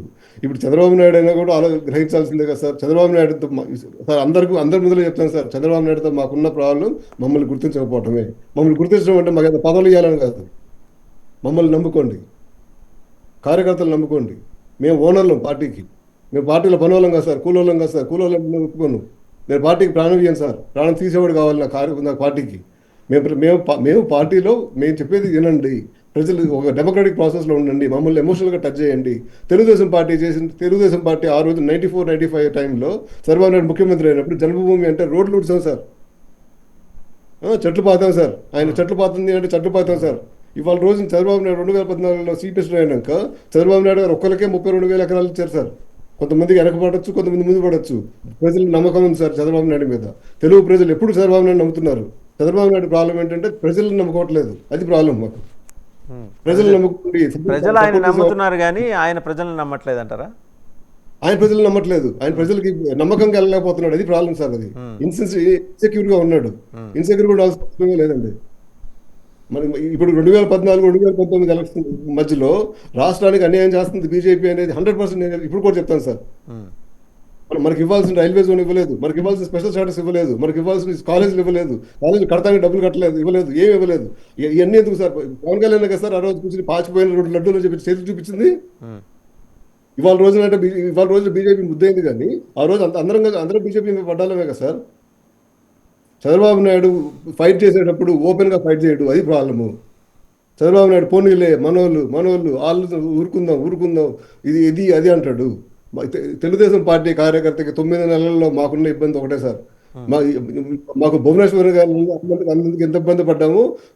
అదే పెద్దిరెడ్డి కాన్స్టిట్యున్సీలో 2 కార్యకర్తలు సైకిల్ మీద తిరుపతికి వెళ్తుంటే వాళ్ళిద్దరు షర్ట్లు మార్పించారు సార్ ఆ రోజున. దానికి అంతే బాధపడ్డాం సార్. మేము నాయకులకు ఒక వాల్యూ కింద, కార్యకర్తకు ఒక వాల్యూ ఇవ్వం, అందరికీ ఒకటే వాల్యూ ఇస్తాం. ఇవాళ వర్మకైనా వాల్యూ ఇస్తాం, రేపు ఇంకొకరికైనా వాల్యూ ఇస్తాం. వర్మకి ఎందుకని ఇవ్వట్లేదండి? అంటే తెలుగుదేశం పార్టీ ఎందుకని ఆయనకి? అంటే ఇప్పుడు మొన్న వచ్చింది 5 సీట్లు వచ్చింది సార్. మొన్న 5 ఎమ్మెల్సీలు వచ్చింది సార్. 5 ఎమ్మెల్సీల్లో బీజేపీకి ఒకటి ఇవ్వాల్సి వచ్చింది, జనసేనకు ఒకటి ఇవ్వాల్సి వచ్చింది. మళ్ళీ 2 ఇచ్చింది కాపులకే. 2 కాపులకి ఇచ్చేటప్పటికి ఇంకొక ఫార్వర్డ్ క్యాస్ట్ ఇవ్వడానికి అక్కడ స్కోప్ లేదు. ఒక ఎస్సీకి, ఒక 2 బీసీలకి ఇచ్చుకున్నాడు చంద్రబాబు నాయుడు. అది చంద్రబాబు నాయుడు గారు కూర్చుని వర్మను పిలిచి కూర్చోబెట్టి మాట్లాడితే బాగానే ఉంటుంది సార్. ప్రాబ్లం ఏంటంటే చంద్రబాబు నాయుడు అనుకుంటాడంటే మనోళ్ళే కదా అర్థం చేసుకుంటారు అనుకుంటాడు. ప్రతిదీ అర్థం చేసుకునే అంటే పరిస్థితి. పాపం వర్మ గారు కూడా అర్థం చేసుకొని ఒక ఇది ఎక్స్లో ఒక ట్వీట్ పెట్టించి తర్వాత డిలీట్ చేయించారు ఈయన ముట్టికాయటంతో. ఆయన కూడా అర్థం చేసుకొని చెప్పడంతో ఈయన అర్థం చేసుకుని ఆ ట్వీట్ డిలీట్ చేశారు. తెలుసు కదా, అందులో ఇతరుల కష్టం మీద వచ్చే గెలుపు కాదని చెప్పేసి ఒక ట్వీట్ పెట్టారు. అదేదో నాకు తెలియకుండా నేను అప్పచెప్పిన మీడియా ఏజెన్సీ పెట్టింది, నాకు సంబంధం లేదు. అంతలా ట్వీట్ పెట్టేప్పుడు ఆయన నాలెడ్జ్లో లేకుండా ఎవరైతే పెట్టరు, ఎందుకంటే సీరియస్ వ్యవహారం కదా. 100% సార్, 100% మనము ఒక పదవి ఊహించుకున్నాము, ఆ పదవి మనకు రావట్లేదు అన్నప్పుడు మనకు బాధ ఉంటుంది సార్. ఇవాళ రోజున దేవినేని ఉమకు పదవి లేదు సార్. దేవినేని ఉమ ఆ రోజున ఇరిగేషన్ మినిస్టర్గా ఉన్నప్పుడు అక్కడ కూర్చొని చేపించుకున్నాడు సార్. ఇవాళ రోజున పవన్ కళ్యాణ్ 3 కాపులకి మినిస్టర్లు ఇచ్చినందువల్ల తెలుగుదేశంలో కాపులకి సరైన గుర్తింపు లేకుండా పోయింది. ఇవాళ రోజున ఇప్పుడు జగంపేట జ్యోతుల్ నెహ్రూ మంత్రి పదవికి అర్హుడు కాదా సార్? ఇప్పుడు తెలుగుదేశంలో రాజమండ్రి రూరల్ నుంచి గెలిచిన గోరెట్ల బుచ్చయ్య అర్హుడు కాదా సార్? చౌదరి గారి గురించి ఇవాళ బాధపడటం కాదు, ఎప్పటి నుంచో బాధపడాలి. ఆయన చాలా సీనియర్ మోస్ట్ రామారావు గారితో ఆయన ఆయనకి మంత్రి 8 సార్లు పదవి గెలిచారు ఇవ్వకుండా సార్ ఆయన. ఆయనకి అంటే ఈ రోజు 8 ఇవ్వకపోవడం సార్లు అనేది పక్కన పెట్టండి, ఇంతకుముందు ఎందుకు ఇవ్వలేదని టికెట్ కూడా ప్రశ్నించాలి. ఇవ్వడు కాదు సార్. ఇవాళ రోజు అనపర్తిలో రెడ్డి గారికి సీట్ ఇవ్వకపోతే బీజేపీలోకి అప్పటికప్పుడు చేర్పించి గెలిపించుకున్నారు సార్. ఉమ్. అంటే తెలుగుదేశం పార్టీలో లీడర్లు ఎప్పుడు ఉన్నారు సార్? తెలుగుదేశం ఎప్పుడు డిసెంట్రలైజ్డ్ పార్టీయే. చంద్రబాబు నాయుడు నేను ఒకటే డెసిషన్ తీసుకుంటా అంటే తెలుగుదేశం పార్టీలో నడవదు. 2029కి సార్ కిరణ్ గారు ఒక విషయం చెప్పండి, జనసేన జర్నీ ఎలా ఉండబోతోంది? 100 సీట్ల దాకా వాళ్ళు ఆల్రెడీ గురి పెట్టుకున్నారు 2029. 100% ఎలాగూ డీలిమిటేషన్ తర్వాత 225 సీట్లు పెరగబోతున్నాయి. మొన్న చంద్రబాబు నాయుడు గారు కూడా ముఖ్యమంత్రిగా శాసనసభలో మాట అన్నారు, మహిళా దినోత్సవం నాడే ఆయన అన్నారు సీట్లు పెరుగుతాయి, పునర్విభజన జరిగిన తర్వాత సీట్లు పెరిగితే 75 సీట్లు మహిళలకే అంటే అన్యాపదేశంగా చెప్పేశారు ఆయన. 225 కాబోతోందని 175 నుంచి. 100% 225 అవుతుంది సార్. కాకపోతే ఈ డిలిమిటేషన్ మీద కూడా సౌత్ వర్సెస్ నార్త్ గొడవ నడుస్తుంది. అన్ఫార్చునేట్లీ చంద్రబాబు నాయుడు గారి దీని మీద నాయకత్వం తీసుకోవాల్సిన చంద్రబాబు నాయుడు గారు తీసుకోవట్లేదు. తీసుకోవాల్సింది ఎందుకంటే 2014, 2019 ఎలక్షన్ల మధ్యలో ఇదే ఢిల్లీ ప్రభుత్వం ఎప్పుడైతే 540 నుంచి 980, 930 లోక్సభ సీట్లు పెంచుకుంటా అన్నప్పుడు మన స్టేట్ నుంచి చంద్రబాబు నాయుడు గారే సౌత్ ఇండియన్ స్టేట్స్ అందరినీ పిలిచి మనకి అప్పుడు 1979లో 1980లో సెన్సస్ ప్రకారంగా ఎప్పుడైతే సీట్లు ఇచ్చారో వీళ్ళు జనాభా తగ్గించుకున్నారు కాబట్టి వీళ్ళకి అన్యాయం జరగకుండా చూడండి అని చెప్పి చంద్రబాబు నాయుడు గారు రోజు తీసుకున్నారు. ఇప్పుడు కనుక ఈ చంద్రబాబు నాయుడు గారు కనుక మాట్లాడకపోతే మన ఆంధ్రప్రదేశ్లో ఉన్న 25 సీట్లు 33 సీట్లు అవుతాయి, తెలంగాణలో 19 సీట్లు 22, 24 సీట్లు అవుతాయి. మన సౌత్ ప్రాబల్యం పూర్తిగా తగ్గిపోద్ది. ఒక్క ఉత్తరప్రదేశ్లోనే 120 సీట్లు ఉంటాయి. ఒక ఉత్తరప్రదేశ్ 130 సీట్లు ఉంటాయి. సౌత్ ఇండియా మొత్తం కలిపి కూడా భవిష్యత్తులో ప్రధాని నిర్ణయించేది ఇంకా ఉత్తరప్రదేశే అంతే. ఇక ఉత్తరప్రదేశ్, బీహార్ కలిపితే చాలు సార్, ప్రధానమంత్రి డిసైడ్ అయిపోతాడు. మనకి రిప్రజెంటేషన్ కూడా ఉండదు. సో ఈ రిప్రజెంటేషన్ మన సౌత్ మాత్రం కొంచెం డేంజరస్ బెల్స్ అది సౌత్ కి 100% సౌత్ ఇండియాని పూర్తిగా నాశనం అయిపోద్ది. ఇక్కడ నుంచి ఇప్పటికే మన సౌత్ ఇండియాకి ఏదైనా ప్రాజెక్టులు రావట్లేదు. అన్ని గుజరాత్ అని మూవ్ చేసుకుంటున్నారు బీజేపీ వాళ్ళు. రైట్. ఒకసారి ప్రాజెక్టులే నరేష్ టుల్లూరు గారి దగ్గర నరేష్ టుల్లూరు గారు డిఎంకే ప్రతినిధిగా ఒక రాజ్యసభ మెంబర్ వచ్చి జగన్మోహన్ రెడ్డి గారిని కలిశారు. ఈ దక్షిణాది రాష్ట్రాల వ్యవహారంలో మనకు అన్యాయం జరుగుతోంది, మీరు ఒక సదస్సు కాంక్లేవ్ పెడుతున్నాం, మీరు రండి అని. వేరేస్ ఆ ఇన్విటేషన్ బీఆర్ఎస్కి ఎక్స్టెండ్ చేశారు, కేటీఆర్ గారిని కలిసి వెళ్ళారు. వీళ్ళిద్దరిని పిలవలా. వీళ్ళు ఎన్డీఏలో ఉన్నప్పటికీ పిలిస్తే అంటే తెలుగు రాష్ట్రాలకు చెందిన పార్టీలే కదా, తెలుగుదేశం కానీ జనసేన కానీ. ఇక్కడేదో అన్యాయం జరగబోతోందనే ఒక ఇంప్రెషన్ అయితే బలంగా అనిపిస్తుంది. బహుశా దానికోసం అని పవన్ కళ్యాణ్ గారి చేత ఇదంతా మాట్లాడించుంటారా ప్లీనరీ వేదిక బీజేపీ వాళ్ళు? నాకు ఎగ్జాక్ట్ డీటెయిల్స్ తెలియదు ఆ ఇన్విటేషన్ గురించి. బట్ అంటే నాకు ఆ పాయింట్ అర్థం కాదు ఏంటంటే పవన్ రైజ్ చేసిన పాయింట్స్ ని ఎందుకు అంత అఫెండ్ అవుతున్నారు అనేది నాకు ఒకటి అర్థం అవ్వట్లేదు. అతను రైజ్ చేసిన పాయింట్స్ వ్యాలిడ్ పాయింట్స్, దాన్ని ఎందుకు అంత మనం ఉలిక్కిపడాలి? We definitely need a voice like Pawan Kalyan. హిందూ ఇజాన్ని రిప్రజెంట్ చేయడానికి లేరు. I feel very glad that is there now. He has become the voice on behalf of south. BJP తరఫున వస్తున్నారా, జనసేన తరఫున వస్తున్నారా, లేకపోతే హిందూయిజాన్ని, సనాతన ధర్మాన్ని రిప్రజెంట్ చేయడానికి? But I feel good about it. Somebody is coming up, Right. Being the voice. So I don't see anything wrong, and we need it. Right. Prasad ఉన్న గారు పరిస్థితిలో డెఫినెట్ గా కావాలి. Right. ఐ అండర్స్టాండ్ మనకి diversity is our strength. That doesn't mean మనం తగ్గాలి లేకపోతే వేరే majority need not kneel down, అది మీరు అనేది అంతేనా? Exactly yes, we will support. అట్లా అని చెప్పి మేము మమ్మల్ని తగ్గాలి అంటే అది కుదరదు అనమాట. అదే మాట ప్రసాద్ గారు ఆయన మాట అన్నది అదే. ఏది మెజారిటీ ఉన్నంత మాత్రాన తగ్గుండాల్సిన అవసరం ఏం లేదు. మా మనోభావాలు, మాకుండే మా ఆచారాలు, మా సంప్రదాయాల పట్ల విభిన్నమైన వైఖరితోటి ఎవరైనా వస్తే సహించబోము. చాలా స్ట్రింజెంట్ వార్నింగ్ ఇచ్చారు, చూశారు కదా అది కూడా ప్రసాద్ గారు. ఇప్పుడు నేను చెప్తున్న పాయింట్ ఏంటంటే పవన్ కళ్యాణ్ గారు బీజేపీ అంటే పార్టీ వేరే కానీ అంటే ఇప్పుడు జనసేన పార్టీ, ఈ కాపు సామాజిక వర్గం, ఈ క్యాస్ట్ ఇదంతా లేకపోతే గనక ఇదంతా వర్కౌట్ అవ్వదు. కొత్త బీజేపీ అంటే వర్కౌట్ అవ్వదు. కాబట్టి is indirectly representing BJP party. BJP Janasena వేరు కాదు. ఆయన ఈయన ఇప్పుడు బీజేపీ ఎజెండా, బీజేపీ స్క్రిప్ట్ ఆయన చదువుతున్నారు. రెండోది, ఇందాక ఇంకొక పాయింట్ ఒకటి చెప్తాను. ఇప్పుడు తెలుగుదేశం చంద్రబాబు నాయుడు గారు అరెస్ట్ చేసిన అప్పుడు ఎవరు తెలుగుదేశం వాళ్ళు బయటకు రాలేని రోజుల్లో ఆ రోజు పవన్ కళ్యాణ్ గారు ఎలా ముందుకు రాగలిగారంటే, బికాజ్ హీఈస్ సెంట్రల్ గవర్నమెంట్, అంటే బీజేపీ ఆయన వెనకాల ఉంది. బీజేపీ ఆయన వెనకాల ఉంది కాబట్టి పోలీసులు అంటే ఇప్పుడు ప్రసాద్ గారు, మీకు తెలిసిన జగన్మోహన్ విషయమే, బీజేపీ అదే సందర్భంలో వైసీపీ వెనకాల కూడా ఉంది. ప్రసాద్ గారు ఆ అవును, రోజు అవును, పవన్ కళ్యాణ్ అవును, వచ్చినప్పుడు అవును, విజయవాడ పబ్లిక్ జిల్లా గానేమో ఆఫీసర్ సార్. ప్రసాద్ గారు పవన్ కళ్యాణ్ మొత్తం ఏపీ అంతా రాలేదు. హైదరాబాద్ నుంచి బస్సులు కారులో వస్తుంటే సూర్యాపేట దగ్గర ఇక్కడ ఆపేశారు. ఆపేసి అక్కడే ఉంచారు. అంతేగాని పవన్ కళ్యాణ్ వల్ల కాదు. చంద్రబాబు నాయుడు అరెస్ట్ చేసిన తర్వాత అమెరికా దగ్గర నుంచి, ఆంధ్ర దగ్గర నుంచి అమెరికా, హైదరాబాద్ ఎక్కడ పడితే అక్కడ చంద్రబాబు నాయుడు అరెస్ట్ చేయటం ఏంటి అనే ఒక థాట్ ప్రాసెస్ అనేది ప్రజల్లోకి వచ్చింది. అంతకు ముందు వరకు మేము ఏదైనా పార్టీ అవును. మీటింగ్ పెట్టుకోవాలన్నా 15 మందిని పిలిచి చేసుకోవాల్సిన పరిస్థితి. ఆ రోజున మేము డాలస్లో దగ్గర 10 వారాలు 12 వారాలు ఆ 50 రోజులు మా దగ్గర ప్రోగ్రామ్స్ అయితే ఒక్కళ్ళని కూడా పిలవకుండా అందరూ వచ్చారు జనాలు. పబ్లిక్ లో అక్కడ వచ్చారు, కరెక్టే కిరణ్ గారు. మీరు అన్నది కరెక్టే. మీరు అన్నది డల్లాస్ లో వచ్చారు, టెక్సాస్ లో వచ్చారు, ఆంధ్రప్రదేశ్ లో రాలేదు. అది అక్కడ నేను వచ్చారు. చెప్పేది. ఆంధ్రప్రదేశ్ లో జనం బయటకు రావడానికి అరాచక పాలన నా క్లోజ్ ఫ్రెండ్స్, అంటే నా సన్నిహిత మిత్రులు తెలుగుదేశం పార్టీలో ఉన్నవాళ్ళు, వాళ్ళు అంటే ఇప్పుడు ఎంత బయటకు వస్తే పోలీసులు అరెస్ట్ చేస్తారు. అంటే జగన్మోహన్ రెడ్డి గారి గవర్నమెంట్, వైసీపీ గవర్నమెంట్ లో అప్పుడు కంప్లీట్ గా పోలీసు, మీరు ఇందాక ఇప్పుడు కిరణ్ గారు చెప్పినట్టు చంద్రబాబు నాయుడు గారి గవర్నమెంట్ లోనేమో ఆయన చట్టము ఒక లాజిక్ ప్రకారం అంటాడు ఆయన. ఆ లాజిక్ లేకుండా ఏ పని చంద్రబాబు నాయుడు గారు చేయరని తెలుగుదేశం ఒక కార్యకర్తల ఆవేదన. అదే అదే ఇప్పుడు జగన్ గారు చూసుకుంటే ఆయన అసలు ఈ చట్టము పోలింగ్ ఎన్ని అనవసరం, ఆయన చేద్దామనుకున్న పని ఆయన చేసుకెళ్ళిపోతాడు అంతే. ఇంక మిగతా ఏమి ఎవరు ఏమనుకుంటారు అనేది మొహమాటం లేకుండా చేసుకెళ్ళిపోతాడు.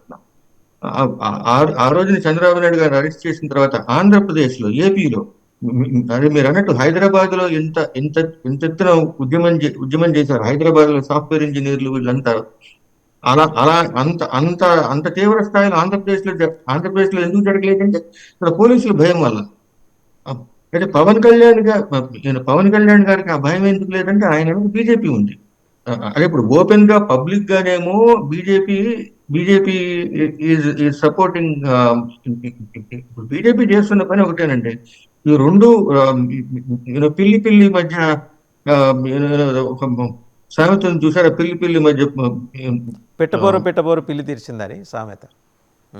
రెండు కోతుల మధ్య అట్లా గొడవ అయితే I mean BJP is playing games with both parties. వాళ్ళ అడ్వాంటేజ్ కోసం వాళ్ళు ఎవరు పక్క ఉంటే బెటరు, అంటే ఓవరాల్ గా ఇది ఎటు పక్క ఉంటే బెటర్ అనేది Prasad garu have a straight question sir. BJP నాలెడ్జ్లో లేకుండా, ప్రధానమంత్రి నరేంద్ర మోడీ గారి నాలెడ్జ్లో లేకుండా, అమిత్ షా గారి నాలెడ్జ్లో లేకుండా చంద్రబాబు గారిని జగన్మోహన్ రెడ్డి అరెస్ట్ చేసేంత ధైర్యం ఉందా? పరిస్థితుల్లో లేదు.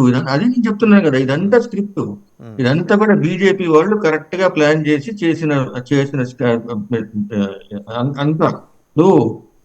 ఇది ఇది ఎవరిని అడిగినా, అంటే ఇప్పుడు రాజకీయంగా, అంటే ఇప్పుడు అంటే ఇప్పుడు మీరు అంటే ఎవరికి అర్థమవుతుందంటే, ఏ పార్టీతో సంబంధం లేని వాళ్ళకి క్లియర్ గా అర్థమవుతుంది, లేదా అసలు మీరు చిన్నపిల్లల్ని అడిగినా అర్థం ఉంది.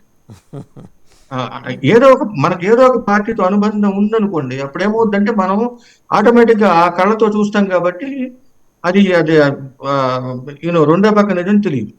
ఇప్పుడు ఏ పార్టీతో సంబంధం లేని నిష్పక్షపాతంగా చూడగలిగే వాళ్ళకి క్లియర్ గా అర్థమవుతుంది. మీరు కిరణ్ గారు మీ దగ్గర నుంచి నేను కోరుకుంటున్నది ఏంటంటే, 2029కి జనసేన 100 సీట్ల మీద గురి పెట్టుకొని నిలబడాలని చూస్తోంది. ఆ స్ట్రెంత్ అప్పటికి జనసేన సంపాదించుకోగలరా బీజేపీ సపోర్ట్తో? నేను చెప్పేది ఏంటంటే 100 సీట్లు అనేది అంటే 225 ఉంటే, 225 దృష్టిలో పెట్టుకొని అన్నది. 225 అంటే 60-40 రేషియో, 55-45 రేషియో. ఇప్పటికన్నా డెఫినెట్ గా ఎక్కువ సీట్లే వాళ్ళు టార్గెట్ చేస్తారు. అయితే అది పవన్ కళ్యాణ్ అంటే ఈ స్ట్రాటజీ ఏది పవన్ కళ్యాణ్ గారి స్ట్రాటజీ కాదు ఏది కూడా. బీజేపీ వాళ్ళు అనుకున్న స్ట్రాటజీనే బీజేపీ వాళ్ళు అంటే చంద్రబాబు నాయుడు గారి మీద కేసులు అవి రకరకాలు. ఇప్పుడు సెంట్రల్ గవర్నమెంట్ తలుచుకుంటే, బీజేపీ గవర్నమెంట్ తలుచుకుంటే మళ్ళీ చంద్రబాబు నాయుడు గారిని ఇబ్బంది పెట్టే ఇబ్బందులకు గురి చేసేవన్నీ వాళ్ళ దగ్గర ఉన్నాయి. ఇవన్నీ మనం ఓపెన్ గా మాట్లాడుకుంటే ఆ, ఇది వాస్తవం. ఎస్, ఇంకొంచెం వీళ్ళ స్ట్రెంగ్త్ పెంచుకొని ఇంకాస్త ఇది పెంచుకొని బార్గెనింగ్ చంద్రబాబు కెపాసిటీ నాయుడిని పెంచుకోవటం. ఉమ్, అది ఇది this is between Chandrababu Naidu and Modi. అంటే తెలుగుదేశం పార్టీ బీజేపీ మధ్య ఫైట్. ఇందులో ఆటలో ఆడిపోండి అంతే. అంటే అట్లా అన్నానని చెప్పి మా జనసేన మిత్రులేమి ఫీల్ అవ్వాల్సిన అవసరం లేదు. వాళ్ళని వెనక ఆయనకున్న స్ట్రెంగ్త్ బీజేపీ. ఆ బీజేపీని అడ్డం పెట్టుకొని ఇది చేస్తున్నారు. ఇంకొకటి ఏంటంటే నా పర్సనల్ ఒపీనియన్ ఏంటంటే ఆంధ్రప్రదేశ్ ప్రయోజనాల కోసం పనిచేసేది తెలుగుదేశం పార్టీనే. తెలుగుదేశం పార్టీ అయితేనే ఆంధ్రప్రదేశ్ ప్రయోజనాల కోసం పనిచేస్తాయి. అయితే ఇక్కడ ఇంకొక పాయింట్ కూడా ఉంది. బీజేపీ ఈస్ ట్రైంగ్ టు నేను ఇంకొక సందర్భంగా బీజేపీ ఏం చేస్తుందంటే అసలు ఈ రాష్ట్రాల మధ్య సరిహద్దుల్ని చెరిపేయడానికి ప్రయత్నం చేస్తుంది. భాషల మధ్య అంటే లాంగ్వేజ్ ప్రాంతీయ పార్టీల ప్రభావం పూర్తిగా తగ్గించేసే ప్రయత్నం బీజేపీ చేస్తుంది. రైట్. దానికి రెండు రీజన్స్. ఒకటి అంటే ఈ బీజేపీని మరింత బలోపేతం చేయటం. మీకు ఇక్కడ ఒక ఎగ్జాంపుల్ చెప్తాను. ఇంతకు ముందు ఇప్పుడు తమిళనాడు బెంగళూరు హైవే అంటే నేను ఈ బిజినెస్ పరంగా వచ్చినప్పుడు ఈ మధ్య ఇంతకు ముందు ఇప్పుడు మెడ్రాసు చెన్నై బెంగళూరు హైవే అంతా అది తమిళనాడు మీదుగా వెళ్ళి అక్కడ హోసూరు దగ్గర కర్ణాటకలో ఆ హైవే. ఈ మధ్య ఇప్పుడు కొత్తగా హైవే కడుతున్నారు.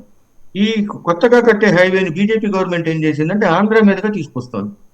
తమిళనాడు గవర్నమెంట్ ఏ పార్టీ ఉన్నా, డిఎంకే అయినా అన్నా డిఎంకే అయినా, చెన్నై దిశగా అంటే నార్త్ ఆఫ్ చెన్నై ఎట్టి పరిస్థితిలో డెవలప్ కానివ్వలేదు అసలు. మీరు చూస్తే ఇప్పుడు మెడ్రాస్ కి కిందంతా డెవలప్ అయింది. మెడ్రాస్ కి కింద ఎనార్మస్ గా డెవలప్ అయింది. కానీ మీకు ఎయిర్పోర్ట్ దగ్గర నుంచి మొత్తం కింద డెవలప్మెంట్ అంటే మీనంబాకం ఎయిర్పోర్ట్ కింద ఉంటుంది. అదే ఇప్పుడు మీకు చెన్నై నుంచి ఉత్తర వైపు వస్తే కొంచెం దూరం వచ్చేస్తే మన ఆంధ్రాలోకి వచ్చేస్తాం, తడకు వచ్చేస్తాం.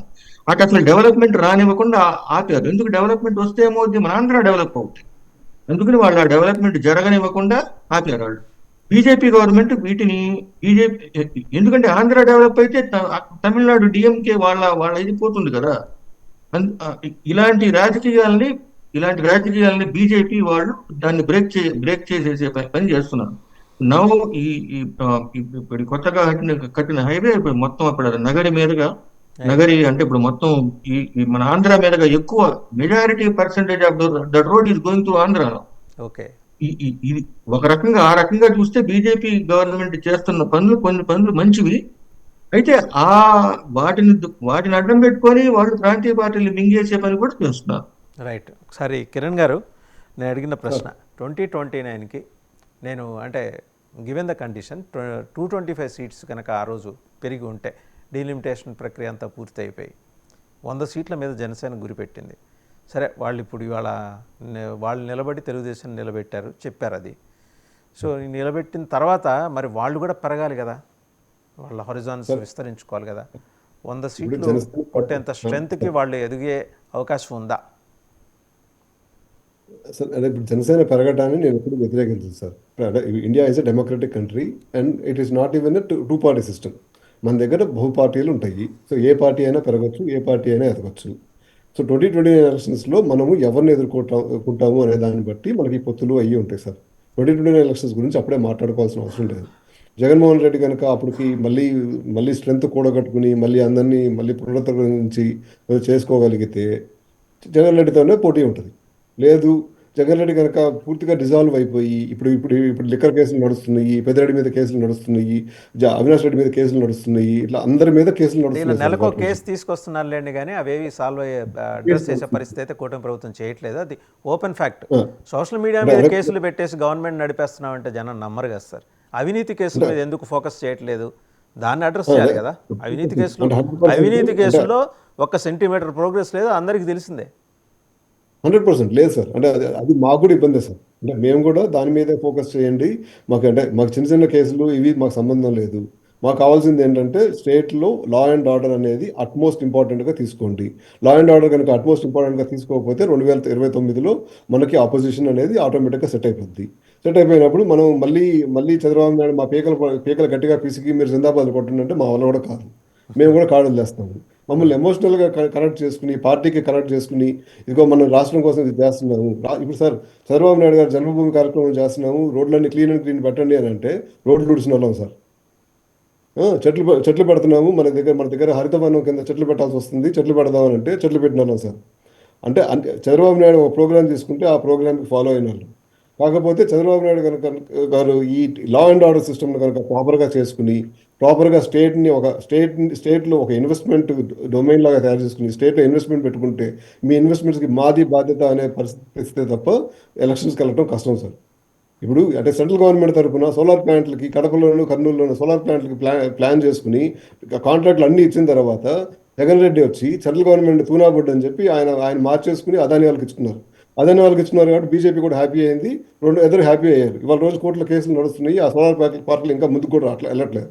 సో ఇప్పుడు రాజశేఖర రెడ్డి గారు ఆ రోజుల్లో లేపాక్షి నాలెడ్జ్ హబ్ అని చెప్పి అనంతపూర్లో 8,000 ఎకరాలు తీసుకుని దాని బ్యాంకులో లోన్కి పెట్టుకుని దాని మీద డబ్బులు తెచ్చుకుని ఈ హైదరాబాద్లో రియల్ ఎస్టేట్ ప్రాజెక్టులు తీసుకున్నారు జగన్ రెడ్డి ఆ రోజున.